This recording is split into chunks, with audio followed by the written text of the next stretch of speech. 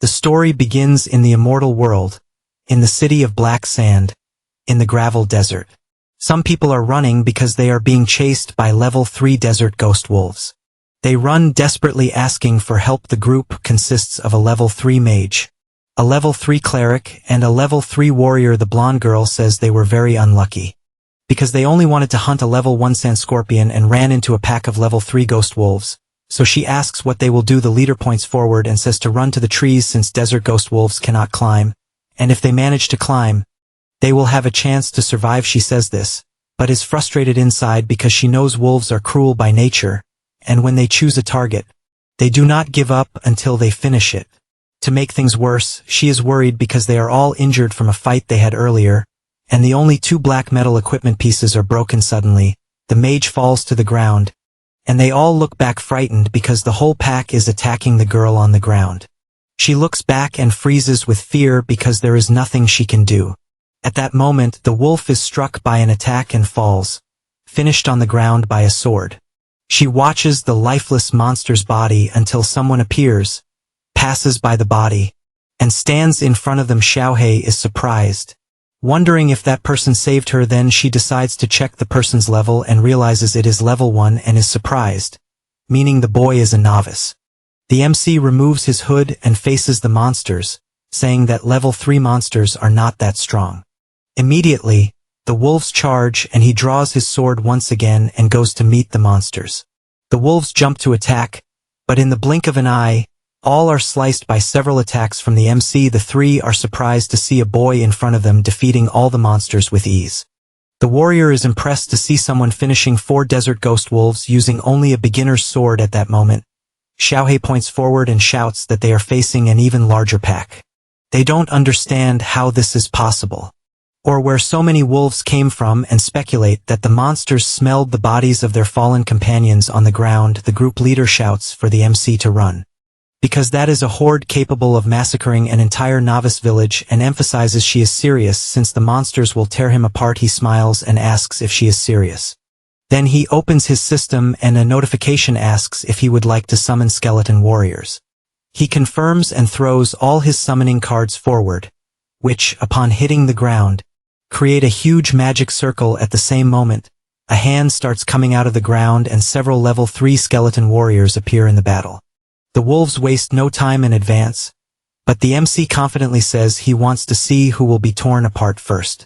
His army advances at full power and a fierce battle begins with Lin Yuan massacring the wolves alongside his army, finishing one by one that appear in front of him. He plants his sword in the last wolf and soon after withdraws. He managed to finish 16 desert ghost wolves and thus gained 160 experience points. He obtained 16 wolf fangs as well as 16 pelts and 16 claws. Some energy balls start coming out of the monsters and head toward the protagonist. The girls, watching from afar hiding, ask if that was a dream since they saw a novice finish 12 desert ghost wolves alone. At that moment, Xiaohei approaches him and asks if by any chance he is a mage with summoning ability since she herself is also a mage but has never seen a skill like that. He replies that he is not a mage, and she is surprised, wanting to know what he is. The MC just smiles and stays silent because he has forbidden class of rank SS currently. He is at level 2 and his class is necromonger, a variant of necromancer. His talent is dark summoner of the gate of hell. He has 5 strength, 25 physical and 30 mental. His name is Linwan from the blue planet and he is a reincarnated.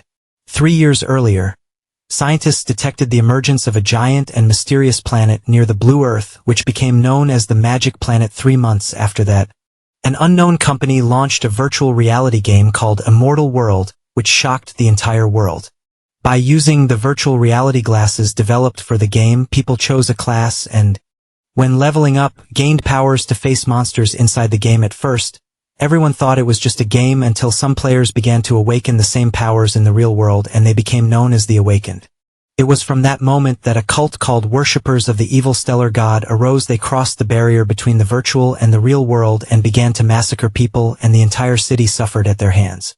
MC's parents died in this tragedy. Humanity united all the forces on the planet and fought with everything, but in the end, they were defeated by these Awakened, as was Linwan, who also lost his life in the final battle. It was at that moment that MC woke up startled at the exact moment he logged into the game Immortal World for the first time. But unlike before, the system granted him a forbidden strength class called Necromonger, a variant of Necromancer. In addition, he also gained 2 strength talents, Shadow Summon and Gate of Hell. At that moment, he could only think that he would get strong as fast as possible to protect his family and save Blue Earth back in reality. He was near a wolf and with his outstretched hand began to emanate a dark power. The same happened to all the corpses of the desert ghost wolves. The system asked if he wanted to use Shadow Summon on the wolf bodies. He answered yes, and immediately the monsters awaken, already possessed by his ability. He reflected that his class has a unique characteristic that, besides granting him a warrior's physique, also allows him to use Shadow Summon to turn monster corpses into zombies that fight for him. These zombies keep their levels and abilities from when they were alive. In addition, he gained a new skill called Death Body, which makes them immune to most negative effects. He began to use his other skill, and the ground started to crack with his talent Gate of Hell. This allows him to maintain the monsters resurrected with Shadow Summon, and the amount he can store increases with his level. The enormous Gate of Hell appeared and began to open until it completely created the passage for his new army to enter. He, with his new zombies, imagined that if he got strong enough, he could create an unstoppable army of undead. The leader of the girls' team was in disbelief at what she was seeing, and since she understood that he was reviving corpses as zombies, she asked who the hell he really was. MC just replied that it was almost time, and a warning appeared in the sky, saying that the world boss giant death wolf was descending on the gravel desert. He thought it was a perfect moment since it was time to hunt the boss. The sky began to thunder louder and louder while other players were hiding. A rift appeared in the sky and grew increasingly dense. 2 players commented that the giant death wolf would soon appear, and because of that, they began to run. One of them said he remembered seeing on the official game site that the attack range of that boss was 50 meters, so they needed to get as far away as possible. Everyone started running like crazy, but one of them was attacked without being able to react. The 2 were scared and hiding, since before them were the massacred bodies of other players near the giant death wolf, which is level 6, has 2,400 health, 360 attack points, and 48 defense. One of the players started screaming because one of the victims was his brother, and the others asked if he was crazy since a solo player couldn't defeat that boss and therefore couldn't let him die for nothing. They were terrified to see the giant death wolf devouring other players, and one of them asked if it was really possible to defeat something so terrifying. Suddenly, they noticed something and upon seeing the MC walking, ask what the hell he is doing. Linwan walks without any concern. His eyes full of confidence. The players notice the sword and ask if he is also a rookie. His friend replies yes and further emphasizes that the giant death wolf is a level 6 lord boss, and that without support even all of them together wouldn't handle it. In the immortal world, monsters are classified from weakest to strongest as normal, elite, leader, lord, king, monarch, and god. Among them, a lord-class monster, even if a level 1 boss, is still a great threat to rookies. The MC finally stops and stands face to face with the boss. The players try to get his attention, asking if he is crazy since if he continues like that, he will die. After all, in front of him is a colossal level 6 wolf. Linwan says that seeing that boss again, he doesn't think it's a big deal. The monster starts drooling blood and immediately uses its skill, Giant Wolf Howl, firing a powerful laser that the MC dodges by jumping back. Once again, the boss advances using its death claw, and only then does the MC stop to think that last time that level 6 giant death wolf was enhanced with boss powers, had 3,400 health, and a 510 attack. He also knew that for the desert explorers who were only level 3 at best, they would need a raid to have any chance. Back then, he almost died in that raid. In the present, he sees the claw coming toward him and thinks he has lived another life, fought in numerous bloody battles. So he is no longer the same person. The wolf's paw hits the ground, but Linwan had already dodged by jumping to the side. A player is surprised, as he didn't imagine the MC would be so fast. A notification announces the world boss has entered a state of fury. The MC smiles seeing this and slams his hand on the ground. A green aura begins to spread across the area and the gate of hell is summoned. The boss is startled because even though it is large, something colossal larger than it appears. The gate begins to open and the MC gives orders. Commanding his army of undead to advance immediately, his army of wolves emerges from the portal. The players around wonder what kind of gate this is, deducing that the MC transformed countless level 3 desert wolves into zombies.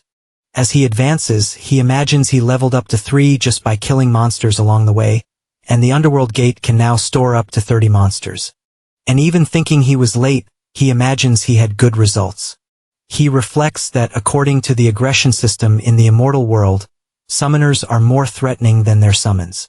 So while both are present, monsters will attack the summoner first unless the summon attacks. The zombie wolves advance but are attacked by the powerful boss. At this moment, one of the wolves howls and the boss immediately raises its paw to smash it to the ground. At that moment, the MC realizes the time has come and with a leap, delivers numerous combos to the enemy, taking advantage of the aggression mechanic, as this will draw the boss attention when it is about to attack the summons, thus reducing unnecessary losses of his monsters. The giant wolf screams furiously and immediately starts chasing him. He keeps running because while the boss is distracted with him, he can order his summons to attack again. He knows it's not much, each zombie wolf causing only 15 damage per hit to a boss with 3,400 health, but he knows little by little he will defeat it. The players watching think it's crazy. The level lowered world boss is struggling. Behind them, 3 guys laugh as if planning to cause trouble.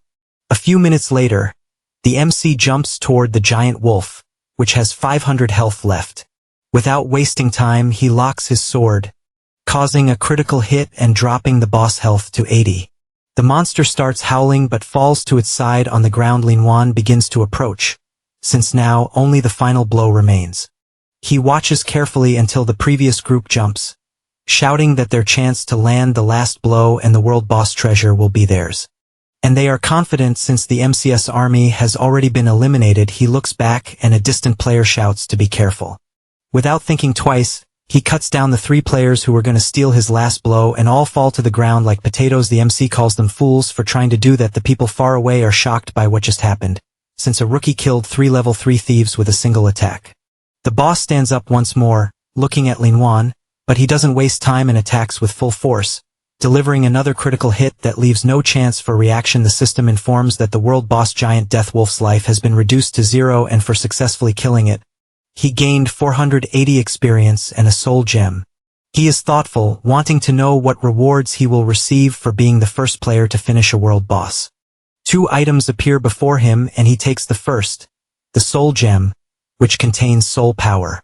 After collecting a certain amount of them, he can go to the Eternal Council to exchange them for legendary equipment. He reflects that after level 60, players must go to the Elven Eternal Council to continue evolving. Although he is still far from that, however, soul gems are also the simplest way to obtain legendary equipment. In the immortal world, equipment is ranked from lowest to highest as white, black iron, bronze, silver, gold, black gold, epic, legendary, and mythic. Rookies usually only have the lowest level equipment possible, and even black iron is rare. He also remembers that 2 hours before he used knowledge from his past life to attract 2 elite black sand lizards with skeleton warriors, then had the chance to loot the bronze chest they were guarding, and for that, he obtained the bronze level cloak. It was a black lizard tunic, increasing 30 defense, 10 mind, and 10 agility. The system informs that he was the first player to defeat a world boss, and thus obtain the hunter title. After equipping this title, attack power increases by 10, critical hit chance by 10, and common damage by 10. He is thoughtful since in the immortal world, titles can grant players various attributes or special effects, and this one has an excellent bonus. Now he is presented with the second reward for being the first to defeat a world boss. The reward was a silver chest. He is surprised and decides to see what it contains. The items he obtained were a silver moonsword that increases attack power by 100 and agility by 10, the Eye of Death, which is an accessory that increases mind by 10, and has a corrosion ray that causes accelerated corrosion damage to the target enemy by 200, a recovery potion that immediately restores 20 of life and mana upon use. Next, a skill scroll level 1 that increases skill proficiency by 100 points after use, and finally, a monster essence that can be used to make potions or ingested directly, granting 10 more points in strength, physical, agility, and mind attributes after consumption. He sees all the items in his inventory and thinks it was a quality loot since he obtained several items at once, and it was definitely excellent to be the first to defeat a world boss. His experience is being calculated and he finds it amazing that he jumped from level 3 to almost level 5, and since each level grants 5 free attribute points, he decided to put 3 points in mind and 2 in strength. This time he is currently at level 4. And has indeed evolved into a necromancer. He has the same talents but now has 10 points in strength, 10 in physical, 25 in agility, and 35 in mind. He thinks it's great as it is since after leveling up his stats are the highest in the entire Shattered Stone Desert. He notices the information that his underworld gate has 0 monsters out of a total of 40 and imagines that even his ghost wolves and zombies died in the fight against the boss. But his level increased and the underworld gate can now open 40 undead. He starts using his necromancy on the boss and a notification asks if he wants to use the summon on the giant death logo. Without thinking twice he answers yes. And the boss opens his eye, which is now green for being undead, and stands imposingly in front of the MC with the same attributes as when he was alive. The MC observes and imagines he already expected the world boss to have powerful area abilities as well as group control, and even after zombification gained the undead body and a new skill, the Fury of the Undead, and now he is confident since with the giant zombie wolf he can replenish his underworld gate much faster. The players are watching from afar, incredulous to see someone turning a world boss into a zombie. And also unsure what that gate is as it is more frightening than the world boss itself. At that moment, Linton looks back and immediately all players hide in fear. Only then does he realize people are still nearby. Furthermore, he sees a tier black iron sword dropped and realizes it was for having defeated the thieves, including a great one for low-level players, although he himself already has the moonlight blade. So he picks up the sword from the ground and starts heading toward the other players who quickly get scared of being killed right there. After approaching, the MC goes to a guy and asks if he was the one who shouted during the fight warning to be careful. However, the guy keeps trembling and starts stammering, but Linton just gives him the sword as a gift, leaving him surprised. Then he leaves thanking him for acting that way. Everyone runs to the player unable to believe he got such a strong sword without doing anything since a tier black iron weapon is worth tens of thousands of yuans. 10 minutes later, the MC continues walking through the desert until he feels a strange sensation because in reality the battery of his virtual reality headset ran out and he returned. He thinks he really needs to save to buy a decent game capsule. Then he stares at the game monitor for a moment and reflects that Immortal World is a hyper-realistic total immersion game with entry zones divided by countries. Each zone contains different nations in the game that players can choose, and he gives as an example his region Elpad, which has 4 kingdoms. The Western Desert Kingdom, the Southern Return Empire, the Northern Underworld Empire, and the Tide Archipelago. He is facing the system asking to select the game region. The options are the aforementioned regions and he, having respawned, chose the same as last time. So he clicks on the Western Desert Kingdom. He did this because before dying he discovered a secret. The place was infested with monsters, and he was defeated on the ground, extremely wounded. At that moment, something approached him that made him widen his eyes, since from inside a portal, some kind of divinities were coming toward him. He observes a yellow jewel on one of the beings, and believes it is the emblem of a guild from the Western Desert, the first believer of the Starry Sky evil god. He wonders if that is a human player. He reflects since as far as he remembers that being is the key figure who summoned the evil god to Blue Star, and he finds it strange since there are still 3 years until the divine descent. So if he manages to kill him before, maybe he can prevent the tragedy from happening again. The only clue he has is the emblem, since only guilds in the capital of the Western Desert use yellow jewels, and to get to the capital, he needs to reach level 10. So to discover the identity of the rat who caused all this, he needs to level up quickly. He decides to go to his goal and summons a card in his hand, intrigued since he really summoned a skeleton card. In Immortal World, some players can bring their game powers to reality, and these people are called Chosen Ones, also known as Children of Destiny. Each Chosen One has a powerful hidden class and extremely high luck. They are the main force in the fight against the evil gods in the later stages. The MC reflects that in his past life, he did not gain his powers from the game in real life until the catastrophe happened. But in that reality that is happening early, he has already gained quite a lot since he believes the Forbidden Necromancer class is truly special, but does not know exactly the difference between him and the Chosen Ones with hidden classes. He then looks to the side and goes to the clock to see what time it is. Sometime later, Two people are at the table and the MC arrives with delicious food, asking them to eat. The girl says that Linwan worked very hard, and so she asked them not to go without eating. He observes the two, thinking that people realize the value of something after losing it and only then try to make up for it somehow. In his past life, he only spent his time playing games, and people only knew how to say that he was obsessed with those games, and that he would ruin his own life. It was only after the disaster took everything that he finally regretted how ignorant he was that terrified him. Returning to the present, he asks if Tantan will not return home for dinner since it is Sunday. The girl replies that she will not since she is preparing for the mock exam, and is even taking meals to school. Then she confesses that she is surprised that Yuan learned to cook and apologizes for devouring all the chicken wings since they are tasty. The man tells her not to worry until he looks to the side and sees the handing over another chicken wing, and with a smile, says he will learn to prepare more dishes next time. The two are surprised to see this and become emotional from that moment on. He started practicing all kinds of exercises since if he wants to fully control his game power in real life, he needs a body strong enough to handle it. He stops for a moment to breathe. And looking at his watch realizes he ran 50 meters in 55 seconds and although not bad, still needs to improve. Then he decides to return to his training after a while. He enters the Drunken Stones desert in the game. A shadow begins to pass by him and looking to the side, he notices several giant birds and their direction.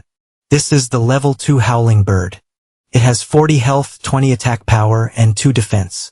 Because they are so weak, the MC easily takes care of all of them. He regrets having dropped only 15 experience but keeps watching since those monsters have another use.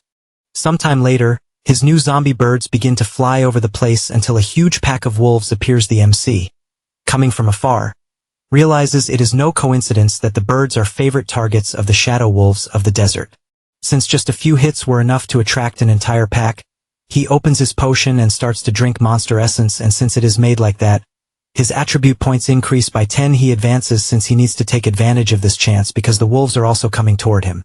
But since he is much stronger, he begins slicing them like cheese, instantly defeating. For wolves, the monsters keep attacking. But he continues killing one by one, already having defeated 10 monsters without being touched. He notices more and more monsters arriving until he is finally completely surrounded by dozens of them. He grips his sword firmly since he found the timing perfect and instantly starts slicing them one by one, defeating 20 wolves and then 30 after managing to kill 40 of these wolves. The system congratulates him for reaching level 5. He forms his new army of zombie wolves and sends them to the gate of hell since he managed to fully supply the gate with just 2 battles. He is now at level 5 with 50 monsters inside the gate, in addition to having 22 strength, 20 defense, 45 agility, and 48 mind. He thinks that with the essence bonus in all 4 main attributes, he might be able to face elite monsters of the same level alone. So looking at the horizon, he thinks it is finally time to find a certain person. Meanwhile, in the Black Sand City, the MC is walking calmly until he reaches a door and enters the establishment. A man who was in the house asks who it is. This is Quincy, magic instructor from the city Black Sand. Linwan says he is here to learn new skills. In the immortal world, most skills are obtained by defeating monsters or opening treasure chests. But besides that, each class has an initial instructor who teaches basic skills. The MC says that this guy was his mentor in his past life. Quincy says he is happy since apparently he will earn money for drinks in the coming weeks. Linwan reflects that he was a mage in his past life, and since he is currently a necromancer, which is even a forbidden class, he doesn't understand well how it works, but believes that by the battle style it is still a magic class. He hands over his money saying he wants to learn soul flame, healing, and invisibility. He knows that before unlocking the necromancer's exclusive skills, he must learn the basic mage spells. Quincy accepts the money since that is what he likes most, and after checking everything is right, he starts using his magic, asking his new apprentice to give his best, also wishing that the glory of mages shines through him. Immediately the skills are transferred to the MC. The system congratulates him for obtaining the mage profession skill 3 times. He also obtains soul fire, which causes mage damage multiplied by 100, costs 10 mana, and has a cooldown of 10 seconds. The second skill was healing, which casts healing on a target recovering 10 of health. It costs 10 mana and has 3 minutes of cooldown. Finally, invisibility, which makes him enter stealth mode for 5 seconds, costs 10 mana and has 3 minutes of cooldown. He watches the new skills he has, since the flame will be his ranged attack, and the healing will keep him alive as well as his allies, and basically invisibility will be for emergencies. However, he knows these are just basic skills, and if he wants to get stronger, he will have to go after resources. Because of this, he decides it is time to farm. After that, to the east of Black Sand City in the mountains, he arrives at the Kobold mine. The MC already knows kobolds are level 5 monsters living in nearby caves and have the ability to detect enemies in the dark. This type of monster is treacherous and lives in large groups, usually more than 100 per tribe. He concludes they are the ideal target to train his undead army. To start his attack, he drinks his night vision potion, which grants the player a vision radius of 3 meters in dark environments and lasts 30 minutes. He also summons the Gate of Hell to call his undead wolves, and since he knows he can gain levels besides it being a great chance to improve soul flame and invisibility, and if lucky find treasure chests as well. Linton starts entering the cave with his army and they go deeper, and after walking for 15 minutes he finally senses something. In the dark, he notices something moving, and for that he throws the torch he was carrying in his hand, which lights up the dark place, showing monsters nearby. The kobolds immediately open their eyes and charge the attack now that they are disturbed. The torch falls to the ground and all undead wolves charge the attack as well as the MC, who orders to kill everyone, leaving no one escaping. The monsters advance fiercely, but at the start, 2 are taken down. The battle continues and more kobolds are defeated. The MC realizes the monsters are not very strong and only tells his army to be careful with their shovels. At that moment, several monsters surround him and he takes the chance to use his invisibility, making his enemy miss the hit without even knowing how. Then he appears behind them and with a single blow kills all monsters around him, finishing by killing 20 kobolds. After finishing his kills, he notices that his invisibility proficiency increased. But even happy with that, he does not like one thing, since those monsters are very weak. So farming on them is slow. Now his army also consists of a level 5 kobold zombie miners. He ordered everyone to advance since they are the new substitutes for the zombie wolves and commands them to find the boss of that dungeon quickly. They start walking until they reach a place with several paths. He watches for a moment until he hears some noises coming from a certain direction, which excites him. With the attack of his flames, he defeats several mud slimes that were hiding. Suddenly, another monster appears out of the darkness, and without thinking twice, he appears on the battlefield. This is the elite kobold supervisor. He is level 6 and his main skills are digging and whip. The MC reflects that since the beginning of time, the law of nature has never changed because the strong always hunt the weak.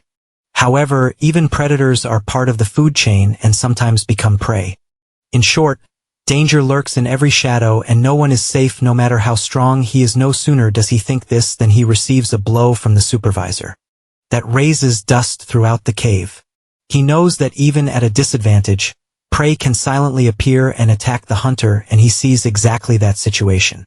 So, raising his arm, he grabs the coming toward him and holding it tightly, pulls the monster as if it were a pebble and throws it far away, sliding across the ground until it finally repositions itself. However, he barely has time to look forward and the MC slashes through its body, thus securing a kill on the kobold supervisor. The monster is sliced into pieces until it finally falls to the ground. He looks back and realizes that a surreal number of monsters is approaching. The system warns that the supervisor has activated the whip skill, which causes the mine workers to enter a bloodthirsty state. This state increases attack speed by 40 and movement speed by 25 for 60 seconds. Linton starts counting and notices that in front of him there are 50 monsters, but he thinks the army on both sides is more than evenly matched. Because of this, he summons his entire army, including the giant wolf that was a world boss.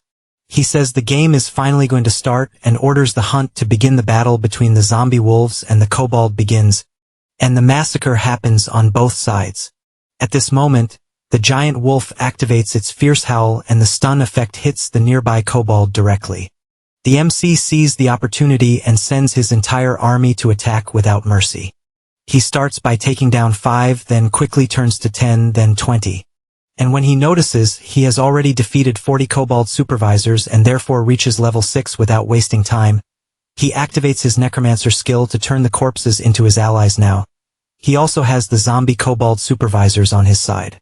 Some monsters, seeing that things are not looking good, begin to flee, but he finds it funny and, without hesitation, finishes off all those around him.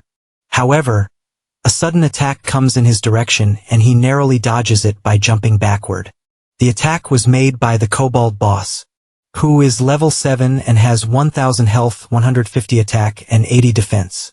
The MC says he has been waiting for this moment. The fight begins with the boss delivering a powerful blow with his hammer, the force of which was so great that it got embedded in the wall. He notices that the opponent can't pull it out, so he advances knowing this is his chance. He strikes his first attack, which only grazes the armor, and is forced to retreat because, as expected, it wasn't enough to even make a scratch. The boss finally manages to pull out his weapon, and the MC is startled by how fast it was. Immediately, he strikes the ground, and due to the impact, Linton is sent flying backward until he finally manages to stop with his feet. He reflects that, as expected, the attack patterns of a boss are not as simple as those of elite monsters, and even realizes that the strength is 2 or 3 times greater than that of an elite. He activates his magic since he intends to attack from a distance to maintain good performance. All the zombies enter the battle surrounding the boss. The giant zombie wolf makes its first charge, but the boss counterattacks using his skills. The MC keeps up the pressure and commands all his wolves to attack at once after managing to apply pressure. The group skill Wrath of the Undead is activated, increasing attack power by 10 and critical hit chance by 20. With that, their attacks become more powerful to the point that the Kobold boss feels it and even screams in pain from the continuous damage he's receiving. After taking some damage, the MC activates his fire spirit magic and launches several of them at once, completely blowing up the area where the boss was. Since he remembered that the boss resistance is very low, the monster, though injured, charges forward without thinking twice. But he activates his invisibility skill and appears behind the monster, stating that he will no longer hold back. Then he aims right at the neck, since it's unarmored flesh, and drives his sword in with all his strength, trying to push it deeper and deeper. The boss, even while strongly feeling the attack, manages to counterattack, forcing the MC to retreat.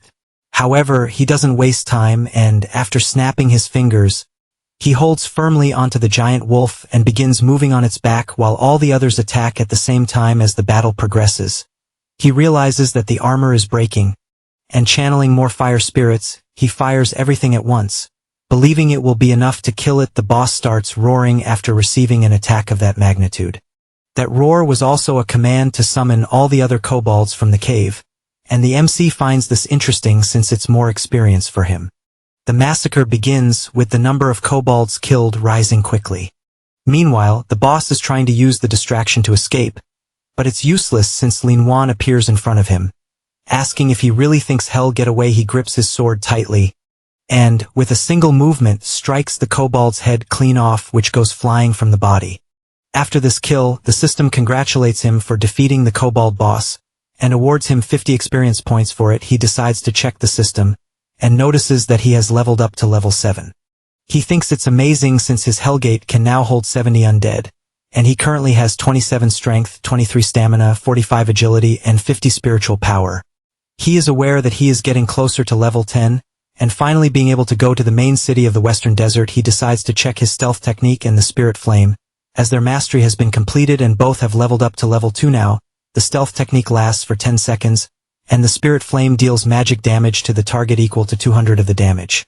While reviewing this information, something catches his attention as a treasure chest dropped from the boss. He decides to check what it is, and opens the chest. He obtained a kobold leather pouch, an inextinguishable torch, a skull mask, the shadow gloves, and in addition opened the kobold leather pouch, which had 20 gold coins.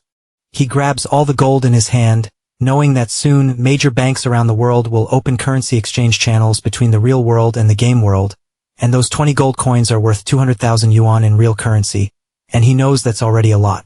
Furthermore, the inextinguishable torch grants the player night vision with a range of up to 3 meters in dark environments with no time limit. The skull mask, once equipped, reduces physical damage by 5, increases stamina by 10 and strength by 10. He also picks up the gloves, and sees that they match the strength of the kobold boss body. They also increase defense by 30 and attack by 30. He considers himself very lucky for having obtained a silver-grade weapon from a bronze treasure chest. and can't wait to test the gloves, which are said to be as tough as the Kobold boss himself. Meanwhile, near the cave, a hero stands before countless dead phantom wolves. This is Fei Long, leader of the Bloodscar Guild. He is a level 8 warrior. He thinks it's amazing that their training was effective since they took down 30 desert phantom wolves in 1 minute. Fei, who is the guild's vice leader, agrees, saying that if they continue working together, they'll be unbeatable. Other players around comment that they expected nothing less from the guild leader and vice leader, as they managed to defeat so many monsters at once. The blonde guy says he's furious since they lost the first world boss kill to Lin Yuan, and emphasizes that no other guild would dare act arrogantly in front of them. He remembers when the world system announced that the player, Lin Yuan, had defeated the giant wolf. Fei, who says he doesn't know if it was luck or what it was, but he's eager to teach the MC a lesson. The leader makes it clear that they can't act rashly as it would end badly, and says he believes Lin Yuan's strength is considerable, and therefore thinks it's smarter to make that person an ally instead of an enemy. Then he starts walking again, saying that as far as he knows there's a Kobold dungeon nearby and will confirm the location while everyone rests to recover energy. Fei, who remains silent since he's frustrated with everything that happened, and so he yells for Lin Yuan to wait for him, warning that one day he will rip out all his teeth and his head, showing that he is relentless. A blushing member of the guild asks the vice leader not to be angry since something very beautiful is in front of them. He doesn't understand what he's talking about and turns to see what it is. Coming face to face with a beautiful woman, everyone gets excited since they found someone alone. The MC finally leaves the cave, and after analyzing the information about his new kobold, he realizes that with the addition of a powerful boss-level zombie, the number of zombie beasts at the gate of the underworld was restored to 70, and it will be interesting to maintain this pace. Suddenly, a noise catches his attention, and he sees the gorgeous woman asking the bandits not to approach her since otherwise she won't be polite. Fei Hu and his guild get closer and closer. They can only imagine it's their lucky day since they didn't expect to find such a pretty girl. Fei Hu asks her not to be nervous since it's just to play with them because it's more interesting to enjoy than to suffer. His colleague agrees, reinforcing that if she serves the vice leader of the guild well, she will receive many rewards. She keeps asking them not to come any closer, and because of that, the blonde guy kicks her in the head. Then he grabs her hair and tells her to stop being naive since there's nothing she can do, and even provokes her to try to attack. He makes a creepy face and gets more and more excited as she resists, and because of that he starts tearing her clothes. At that very moment, he takes a punch to the face that throws him to the other side of the desert due to how powerful it was. Everyone in the guild is in shock since that was the vice leader, and the impact against the wall was so strong that a dense dust cloud rose with the impact while his body is shattered against the huge rock. The MC who had thrown the punch just thinks it wasn't bad at all, even though it was softer than he expected. A guild member runs off since he needs to find a way to notify the guild master. At the same time, the others ask who the boy is, also making it clear that he offended the Bloodscar Guild and therefore will die. Lin Yuan looks straight ahead and realizes that it's the emblem of the Bloodscar Guild, the number 1 in the novice village of Black Sand City during the early days in the immortal world. Most of its members are red-named players who commit all kinds of evil, and all of them represent danger to other players. These red-named people are those who, due to malicious acts such as attacks, thefts, and robberies, are dangerous players judged by the system as having sin points of 10 or more, and although the evil god has not invaded yet, dead players don't cause real-life death. However, they lose equipment and levels, which will cause major problems for players in the future. Knowing all this, he asks if those guys really are from Bloodscar. Internally, he imagines that those rats caused him many problems in his past life. The members look at each other, and one of them answers that it's exactly that since they are the famous guild from Black Sand, and reinforces once again that he offended the vice leader by attacking him. He grabs his own arm and warns that if he doesn't want to have a horrible death, he should break his own arms and then kneel, begging for forgiveness. The MC, without much patience, attacks with everything and cuts off the arms of the 2 players, who start to panic on the ground. He says he will keep the arms of the defeated since they should save their barking for the road to hell. The woman who was witnessing everything can't believe how strong the MC is. After a while, Fei Hu wakes up and immediately takes a potion that heals 20 of his life. He gets up extremely furious and warns that death will be too little for whoever attacked him. The man returns with the guild master where everyone was. Their arrival draws the MC's attention, who turns to see who it is the brat points, saying that the one responsible for attacking the vice leader is right ahead.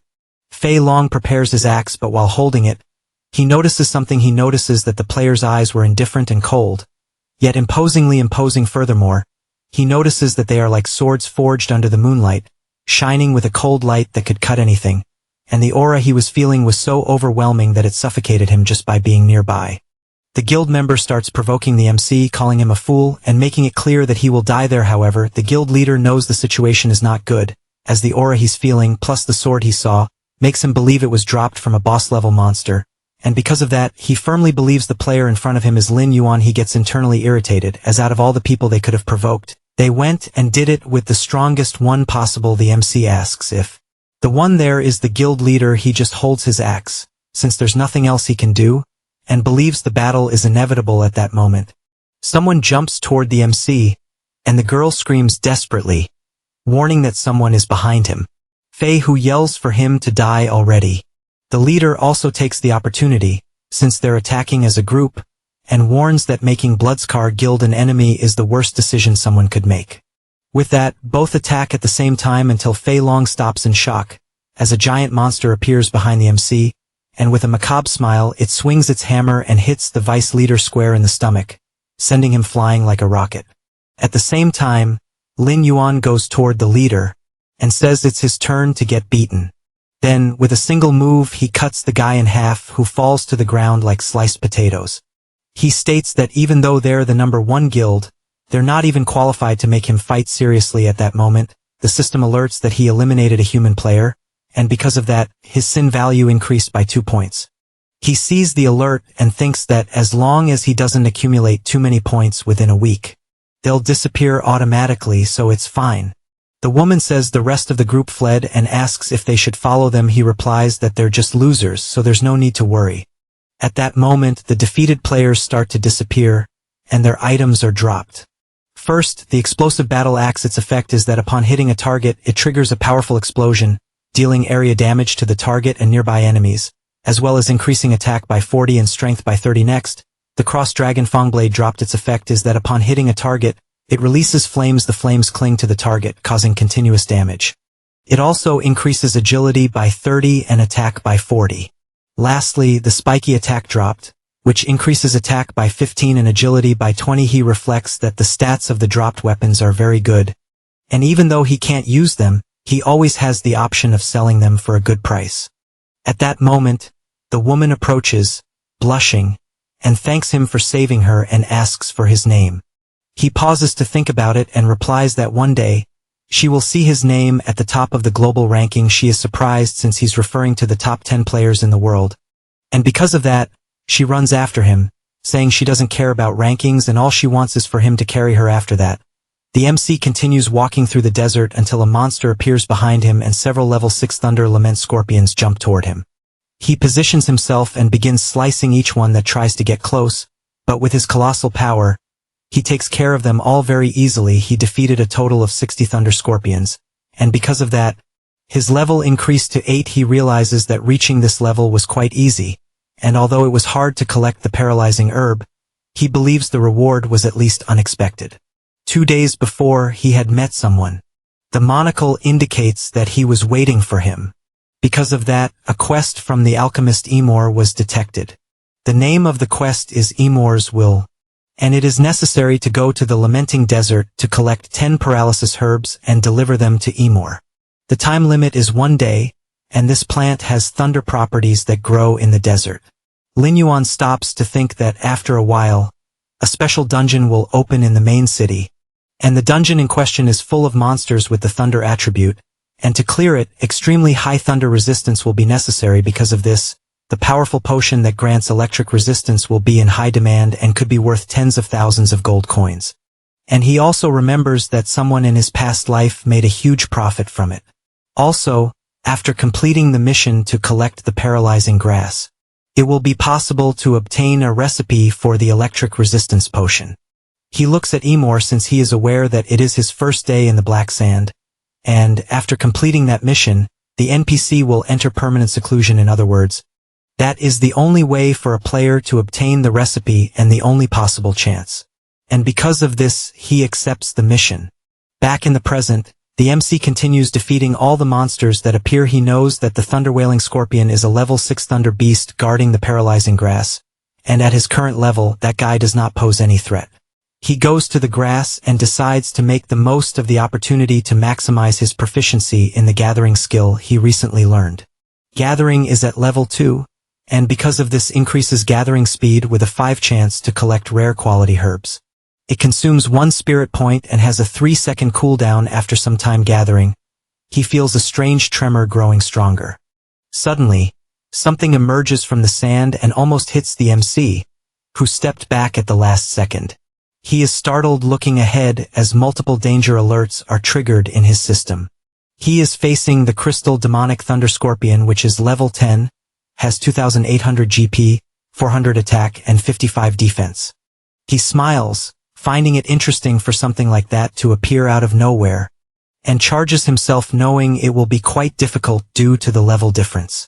His first attack hits the monster's powerful armor directly, but is not enough to cause significant damage. He stands atop the monster until the scorpion begins activating its lightning ability, and the MC starts feeling intense pain since he cannot withdraw his embedded sword. However, he realizes he is about to be stung by the scorpion and jumps at the last second, retreating as far as possible to avoid another hit. He notices that the strength of that scorpion is greater than expected and prepares himself as it comes at him full force. Because of this, he activates his Hellgate skill and all his zombie monsters appear to join the battle. His Kobold chief lands the first hit and the MC is displeased for not having triggered the double critical hit. At that moment, the chief activates his skill that completely destroys the ground where the monsters were, throwing them all into the air. The MC takes advantage and launches his fireballs, hitting multiple spots simultaneously. He keeps using his combo since his skill level has increased, making it stronger than before. Then he orders his monsters to throw some ropes around the chief's paw and the rest of the body to try to restrain him. The Kobold chief then leaps and lands a double critical hit with his hammer, causing colossal damage that even makes the chief scream in pain. At that moment, Linton jumps and causes the chief to lose sight of him. He gathers energy in his gauntlet and the system notifies that the player holds the title Slayer Hunter, increasing attack power by 10, double damage chance by 10, and magic damage by the same amount. He announces he will break the entire body of that scorpion and without hesitation strikes the chief's back directly, causing devastating destruction around and the monsters screaming more and more in pain. Due to this attack, the system notifies that the Crystal Assassin Thunder Scorpion has been successfully eliminated.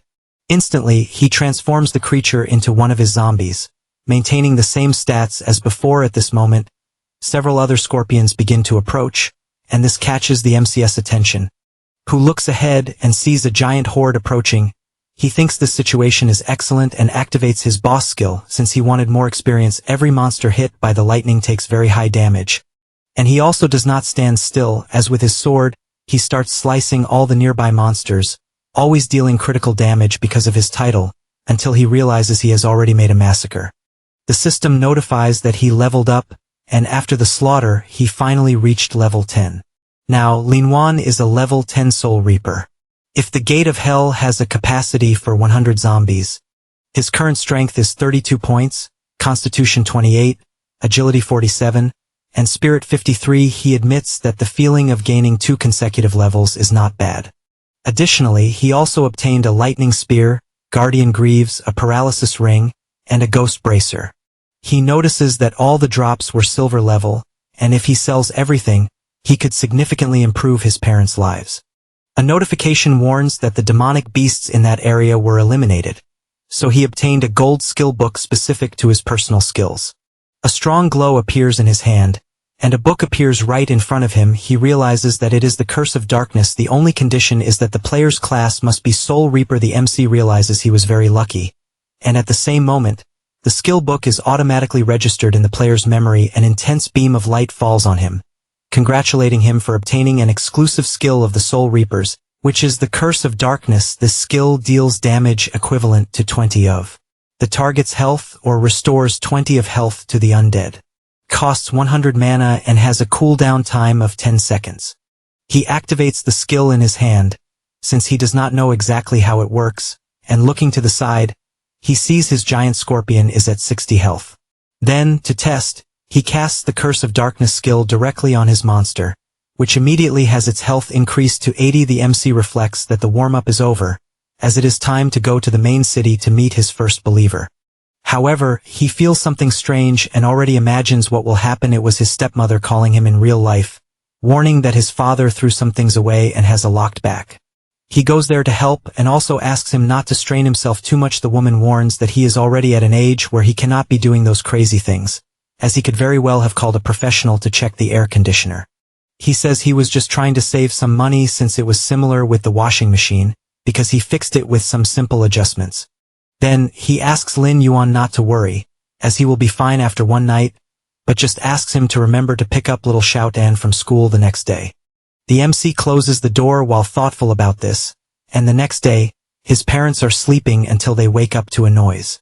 They go to the living room to understand the reason for the loud noise so early, and notice some workers completely renovating their room immediately. A worker asks for permission, explaining that those new items were bought by Lin Yuan and that they installed them as quickly as possible. So, he asks them to confirm the delivery. The two are just shocked, as they are processing what is happening there. At the same time, the MC is training at full speed while admired by the girls since his shape is at its peak. He also continues running on the treadmill until a woman approaches and asks for permission, wanting to know if he is there to sign up for the VIP package, and warns that they will need to charge the upfront fee for 1 year. He replies that it is no problem and hands over his card. Inside, he imagines that he sold some equipment he no longer used, renovated his house, and also earned a gym membership for a family. And he thinks about his parents and Xiaotan, since they also need to start training early so they can adapt as quickly as possible when they enter the immortal world. The woman blushes, admiring the MC since she saw him exercising for a long time, and he doesn't even seem out of breath. Only then does she notice something and realize that the card is the Supreme VIP, which is issued only to clients with more than 5 million in their bank account. Meanwhile, Lin Yuan is on a call confirming the cash prize he won and asking them to rest since he himself will go look for Xiaotan. The woman admires him more and more, since besides being a client, she also found him an incredible young man. Meanwhile, at Shushui Secondary School, several students are leaving and a girl is standing waiting.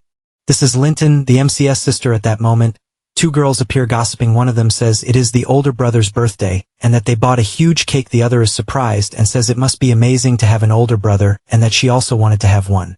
Lin becomes thoughtful upon hearing this, as she doesn't know if having an older brother is really something to envy, since her only memory is of her brother playing games 24 hours a day, and for that reason, she thinks she doesn't want an older brother. At that moment, a person approaches her and she realizes it is a group of men. One of them invites her to go out with them and stresses that he never received a no. She asks what they think they are doing. The girls approach and ask who the boys are. One of them touches Linton and says she has soft skin and wants to see if he can draw some water from her. However, she slaps him, asking him not to touch her. Then, she starts to leave, making it clear that if he bothers her again, she will call the police. He becomes furious and slaps her on the back, though he's throwing her to the ground. The other girls are frightened to the class representative in that state. Then, he advances once more, shouting that he is doing her a favor by touching her, and so she should not act like she is powerful. All she does is try to defend herself until someone appears and grabs the guy's arm. Linton opens her eyes and sees that it is Lin Yuan who has arrived. The MC asks who the guy thinks he is to intimidate his sister like that. She is surprised to see her brother in front of her. The guy, irritated, prepares to attack, as do all his gang members who keep shouting they will knock all his teeth out. However, the MC has little patience and starts beating all of them.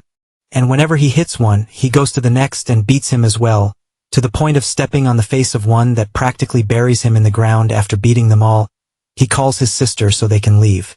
As they walk, she asks why he is there that day. She says this thinking her brother should be playing all day, and so she doesn't understand why he came to pick her up from school. He replies that their father hurt his back and so their mother had to stay at home. She is startled by this information and asks if it was serious. He asks her not to worry since it was nothing serious. Then they walk in silence again and she tries to remember the last time they talked about anything, and so she finds the silence awkward, besides observing how tall and strong her brother is. At that moment, Linton's classmates call the class representative and say they found the MC incredibly kind for picking her up from school. Another says she didn't know she had such a handsome brother and asks why she never mentioned it. Lin thinks about him being handsome and looking at the MC, she doesn't really understand what they are saying. Even though they think he is more handsome than any guy in that school, the MC approaches, greeting his sister's friends, and they are all amazed except Linton, who tries to remember if he was always that tall since she never noticed, and also doesn't know when he started working out since from what she sees he is quite strong.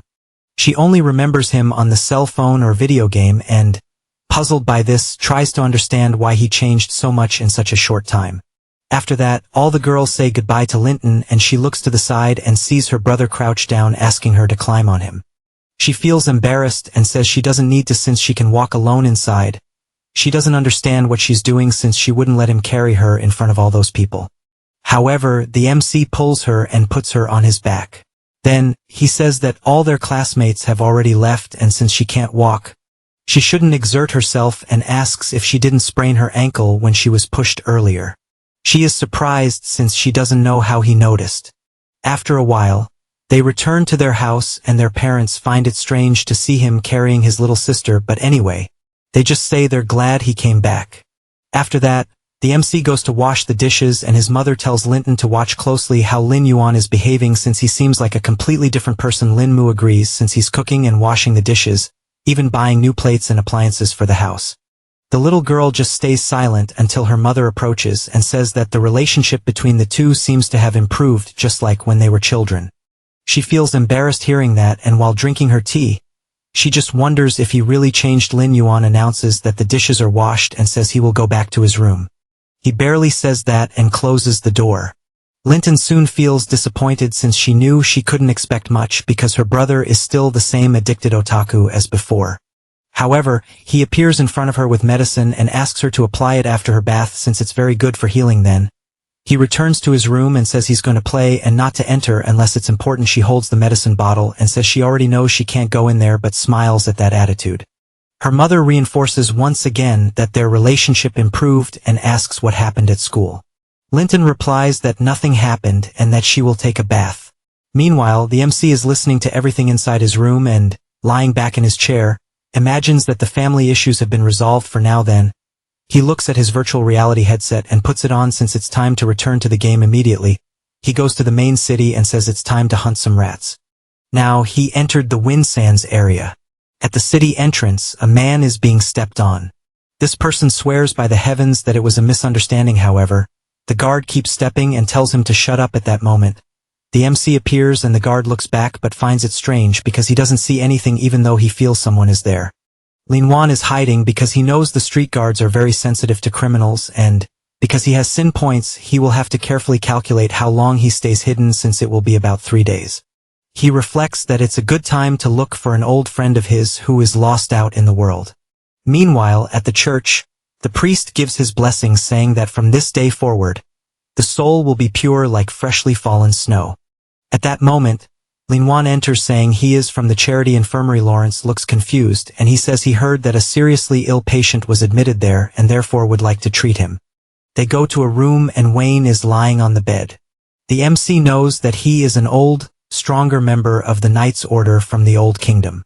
Then he remembers that in his past life when he had just reached level 15, he obtained a gold-level weapon through him. That is why he is there personally saying he will treat all the wounds inside the body. Wayne looks at the MC and realizes he is a level 10 player. He stands up asking how a level 10 mage wants to do anything since the street guards are a higher level than him.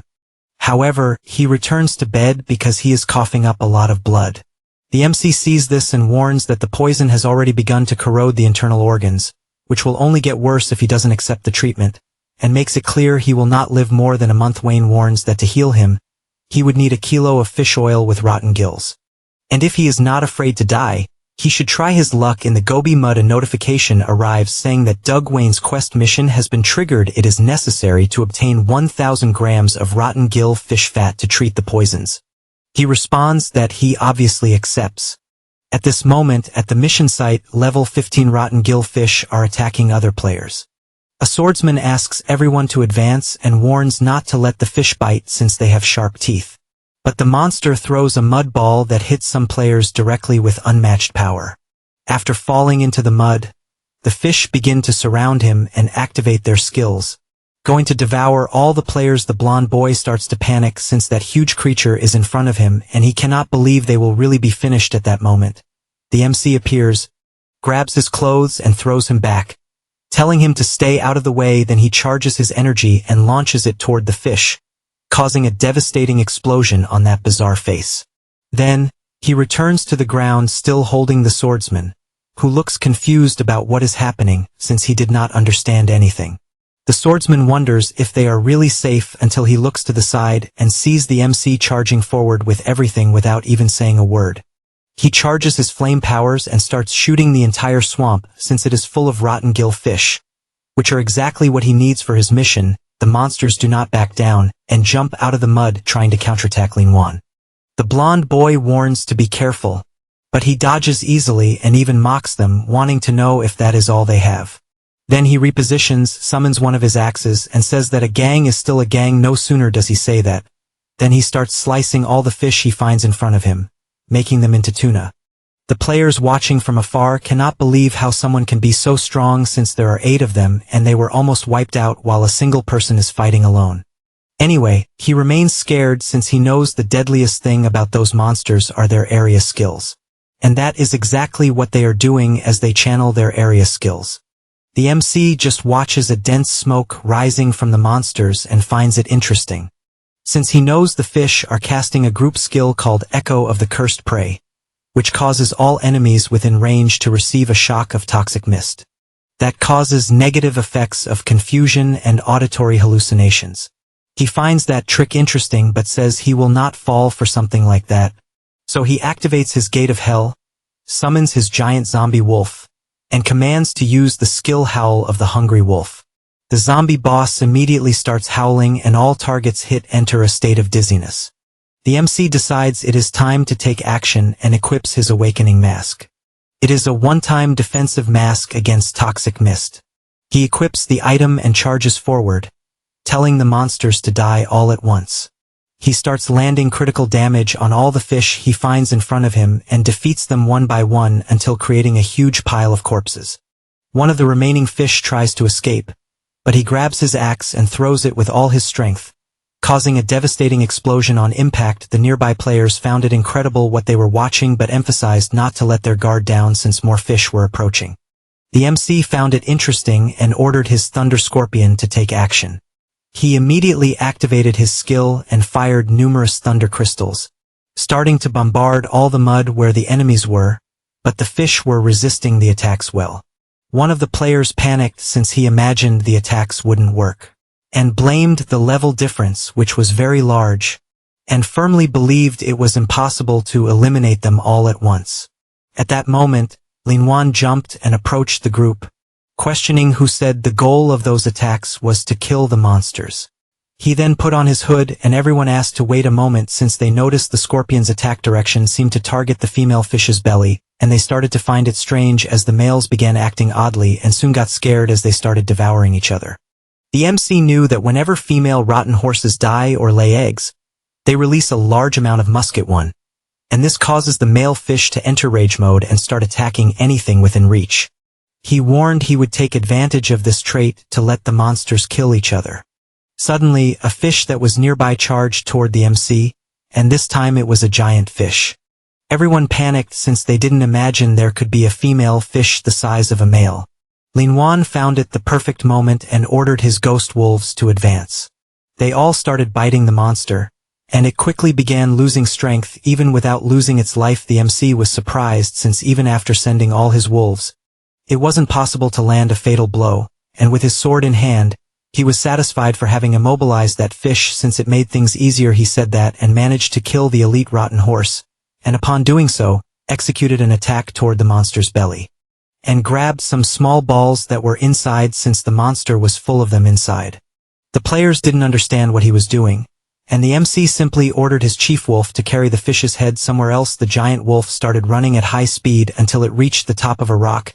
He left the head on the ground and began howling, drawing the attention of all the other monsters. A black mist started blowing through the area and attracted all the fish in that direction. The players commented that as far as they knew, The eggs had a special attraction for the male fish, and believed the MC had deliberately created a continuous source of pheromones to release against all those monsters. Linton gathered energy once again since it still wasn't enough, and summoned his Hellgate as he would need reinforcements. His zombies now entered the action and began attacking the already weakened fish. The players questioned if that was the blue venom sac inside the male fish. The MC replied that it was exactly that, since the blue venom sac that grows inside the fish is something like capsaicin, a poisonous gas, and the fishy smell it emits forced the others to sense the danger. The fish began to retreat since all the mud around them was soaked with the blue liquid. The swordsman celebrated since the other monsters fled. Thanks to that strategy, Linton jumped, as now all that remained was to collect the spoils. The archer confessed he still couldn't believe it since he saw a single player completely clear that place. The blonde boy couldn't contain his excitement since all he wanted was to cling to his new master. The MC began slicing all the remaining fish since it was time to finish the job and then return to the group with everything he did. He earned 12,000 experience points and leveled up to level 11. He imagines that thanks to the countless experiences from his past life in that dungeon. He managed to move at great speed, in addition to admitting that the mass played a very important role in that battle and thinks it's a pity it costs 5 gold coins and can only be used once since that's a huge loss. Next, the new drop appears in his hand. It was the jar with 1,000 grams of rotten gillfish oil. It's the ingredient for high-level healing potions and also the item for his quest. He realizes he received something else and a red ball appears in his hand. This is the nose of the wave player. It's an armor-type item and is a spherical and elastic nose cover made from tanned rotten gillfish skin. Its effect is that it emits rotten gillfish pheromones, causing a fear effect in small to medium aquatic creatures. He observes it for a moment and thinks that in his other life, he used to wonder why that reward was so high or if it was the sick sense of humor of the game designer since it looks more like a clown nose. Immediately, the swordsman approaches and whispers in his ear since he thought the item was cool, and with his eyes shining, he confesses that he can't hold back. Linton asks if he really liked that clown nose. He replies that he absolutely loved it and asks to buy it regardless of the price. The other players apologize since their leader is always this enthusiastic, but the MC simply throws the item into his hand, telling him to keep it, and then starts to walk away. The player asks him to wait since he wants to at least pay, but the MC just opens his imposing wings and says it's not necessary. This makes the blonde boy cry with emotion since he thinks his master is an angel. The other players don't understand how anyone would want to pay for such a ridiculous clown nose. After that, Linton returns to the church and uses the item on Doug. At that moment, he feels completely healed and confesses that he didn't expect to get that healing item. With that, the system informs that he has successfully completed the gold level quest and the reward obtained was a gold level weapon. The blue soul blade. He is happy since he finally got the first gold level weapon he obtained in his previous life. The weapon increases physical and magical damage by 150 and spirit by 100. It also has the blue soul seal, which deals damage equal to 150 of the spirit to the target and has no cooldown, with only a mana cost of 10. The MC thinks those basic stats are decent, but finds the skill extremely efficient, especially the hidden effect, since each hit accumulates blue soul chi in the enemy, and after 3 hits causes an additional 250 damage. He remembers that at the time it was the blue soul blade that helped him cross the western desert until he became the #1 mage. He doesn't tire of admiring his new sword until a notification informs that he also received a reputation reward, increasing his reputation by 1,000 points in the main city and reputation with the Manticore Knights increased by 500. He reflects that even though he reached a neutral standing like in his past life, that earned reputation is enough for activities within the main city. At this moment, he finds it strange because another notification is arriving. It was a notice stating that due to the excellence in completing the quest, he received a specific affinity reward with the NPC Doug. The affinity increased by 10 points. The MC looks at Doug and notices he's a bit different from the last time. The NPC immediately thanks him, saying that without that help he would have died in that bed, and says he is obliged to give a warning since he received that help. Linton wonders if the 10 affinity points he received will trigger some kind of hidden quest. Doug just gives a warning, saying that MC quickly reveals that Quincy is his mentor and therefore wants to know more details. The man asks if this is serious and immediately says that he noticed Linton had been hiding his true class, and, as he stands up, wonders if he is a necromancer hunter. He is surprised to hear this and asks if he already knew his identity inside. He cannot understand how this was possible, since he hid his information and even Quincy would not have been able to know this. Wayne reveals that he was once a member of the Knights who reported directly to the king, and, for that reason, learned a special skill called darkness perception. He explains that this is an exclusive skill of the Manticore Knights, and, as soon as a necromancer hunter appears, his ability automatically identifies it. MC asks if he knew his identity the whole time, which makes him reflect that there apparently exists a special skill targeting necromancers. Wayne explains that, in fact, he did not, because at first he was poisoned and his perceptions were weakened and only realized what class the MC had after being healed, thus noticing the unique aura of the Lord of Darkness. He is confused by this statement and questions what he means by Lord of Darkness. Wayne reveals that it is a story that began long ago, and in the most popular legends of the immortal world, there are a total of 5 gods. The god of light, the monarch of the moon shadow, the goddess of nature, the lord of the tides, and the king of souls. However, he explains that at the beginning there was a 6th god who was the Lord of Darkness, also known as the king of the undead, being the most powerful being among the 6 gods. Because of this power, the Lord of Darkness did whatever he wished. He granted extremely powerful dark abilities to his followers, allowing them to change their class to necromancer. Then, under the bloody rule of the Lord of Darkness, the necromancers spread chaos and, besides the slaughter, also transformed the souls of the dead into zombies, causing significant disaster. Thus, the main kingdoms resisted the Lord of Darkness, and the temples originally built to worship him were destroyed, and all records about him were burned to ashes. Furthermore, the necromancers lived in hiding because if they were discovered, they would be killed immediately, and this class was listed as a forbidden class, passed down by everyone. He continues telling his story, saying that at the time he was poisoned by a necromancer in battle, which is why he is constantly tormented by the illness. MC decides to check his system screen and imagines that his past life was only that of a mage and never imagined that such a great secret was hidden behind the legends, not being surprised to be a hidden class. He reflects that things have become problematic since by clearing his sin points, he could secretly investigate the clues about the badge in the main city, but now, if he cannot find a way to hide his Lord of Darkness aura, his identity will be exposed immediately. Because of this, he calls Wayne and asks if there is any way to avoid the darkness perception skill that the Knights possess. Wayne replies that it would only be possible if Quincy was truly willing to help, but for that, he would have to reveal his true identity and would definitely kill him. He says this emphasizing that the instructor lost his wife in an attack by a necromancer and therefore asks once more to stay away from that person. MC just remains silent listening to this and, sometime later, returns to the desert. This is because 10 minutes earlier Wayne tried to stop him, saying he was crazy to go after Quincy since he is a person who wants to shred all necromancers. Linton turns and says he has no choice. He says this and imagines that if he maintains the dark aura he has, it will be a problem wherever he goes and therefore needs to resolve it as quickly as possible. Suddenly, several attacks come toward him and upon noticing this, he begins to dodge at high speed until repositioning himself he observes several people approaching. It was Felong's guild, as well as Feihu, who had blood in his eyes, saying that the MC had defeated him last time but guaranteed it would be different since he was accompanied by more than 30 people. Then, with his sinister face, he said he wanted to hear the screams of despair loud and clear. When the massacre began, a robotic mosquito hovered over the area, and with its camera-like eyes, it transmitted everything to all the people present. The vice leader couldn't stop laughing, also saying he would show the massacre on a big screen. The spectators appeared little by little. People were surprised, questioning if the Bloodstained Guild was doing a live broadcast while crushing novices. They admitted being shocked since it was 30 people against 1. While others commented that they found the MC familiar as well as handsome and that it was a pity.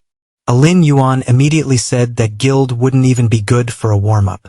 Instantly, the leader shouted to attack and everyone advanced at high speed.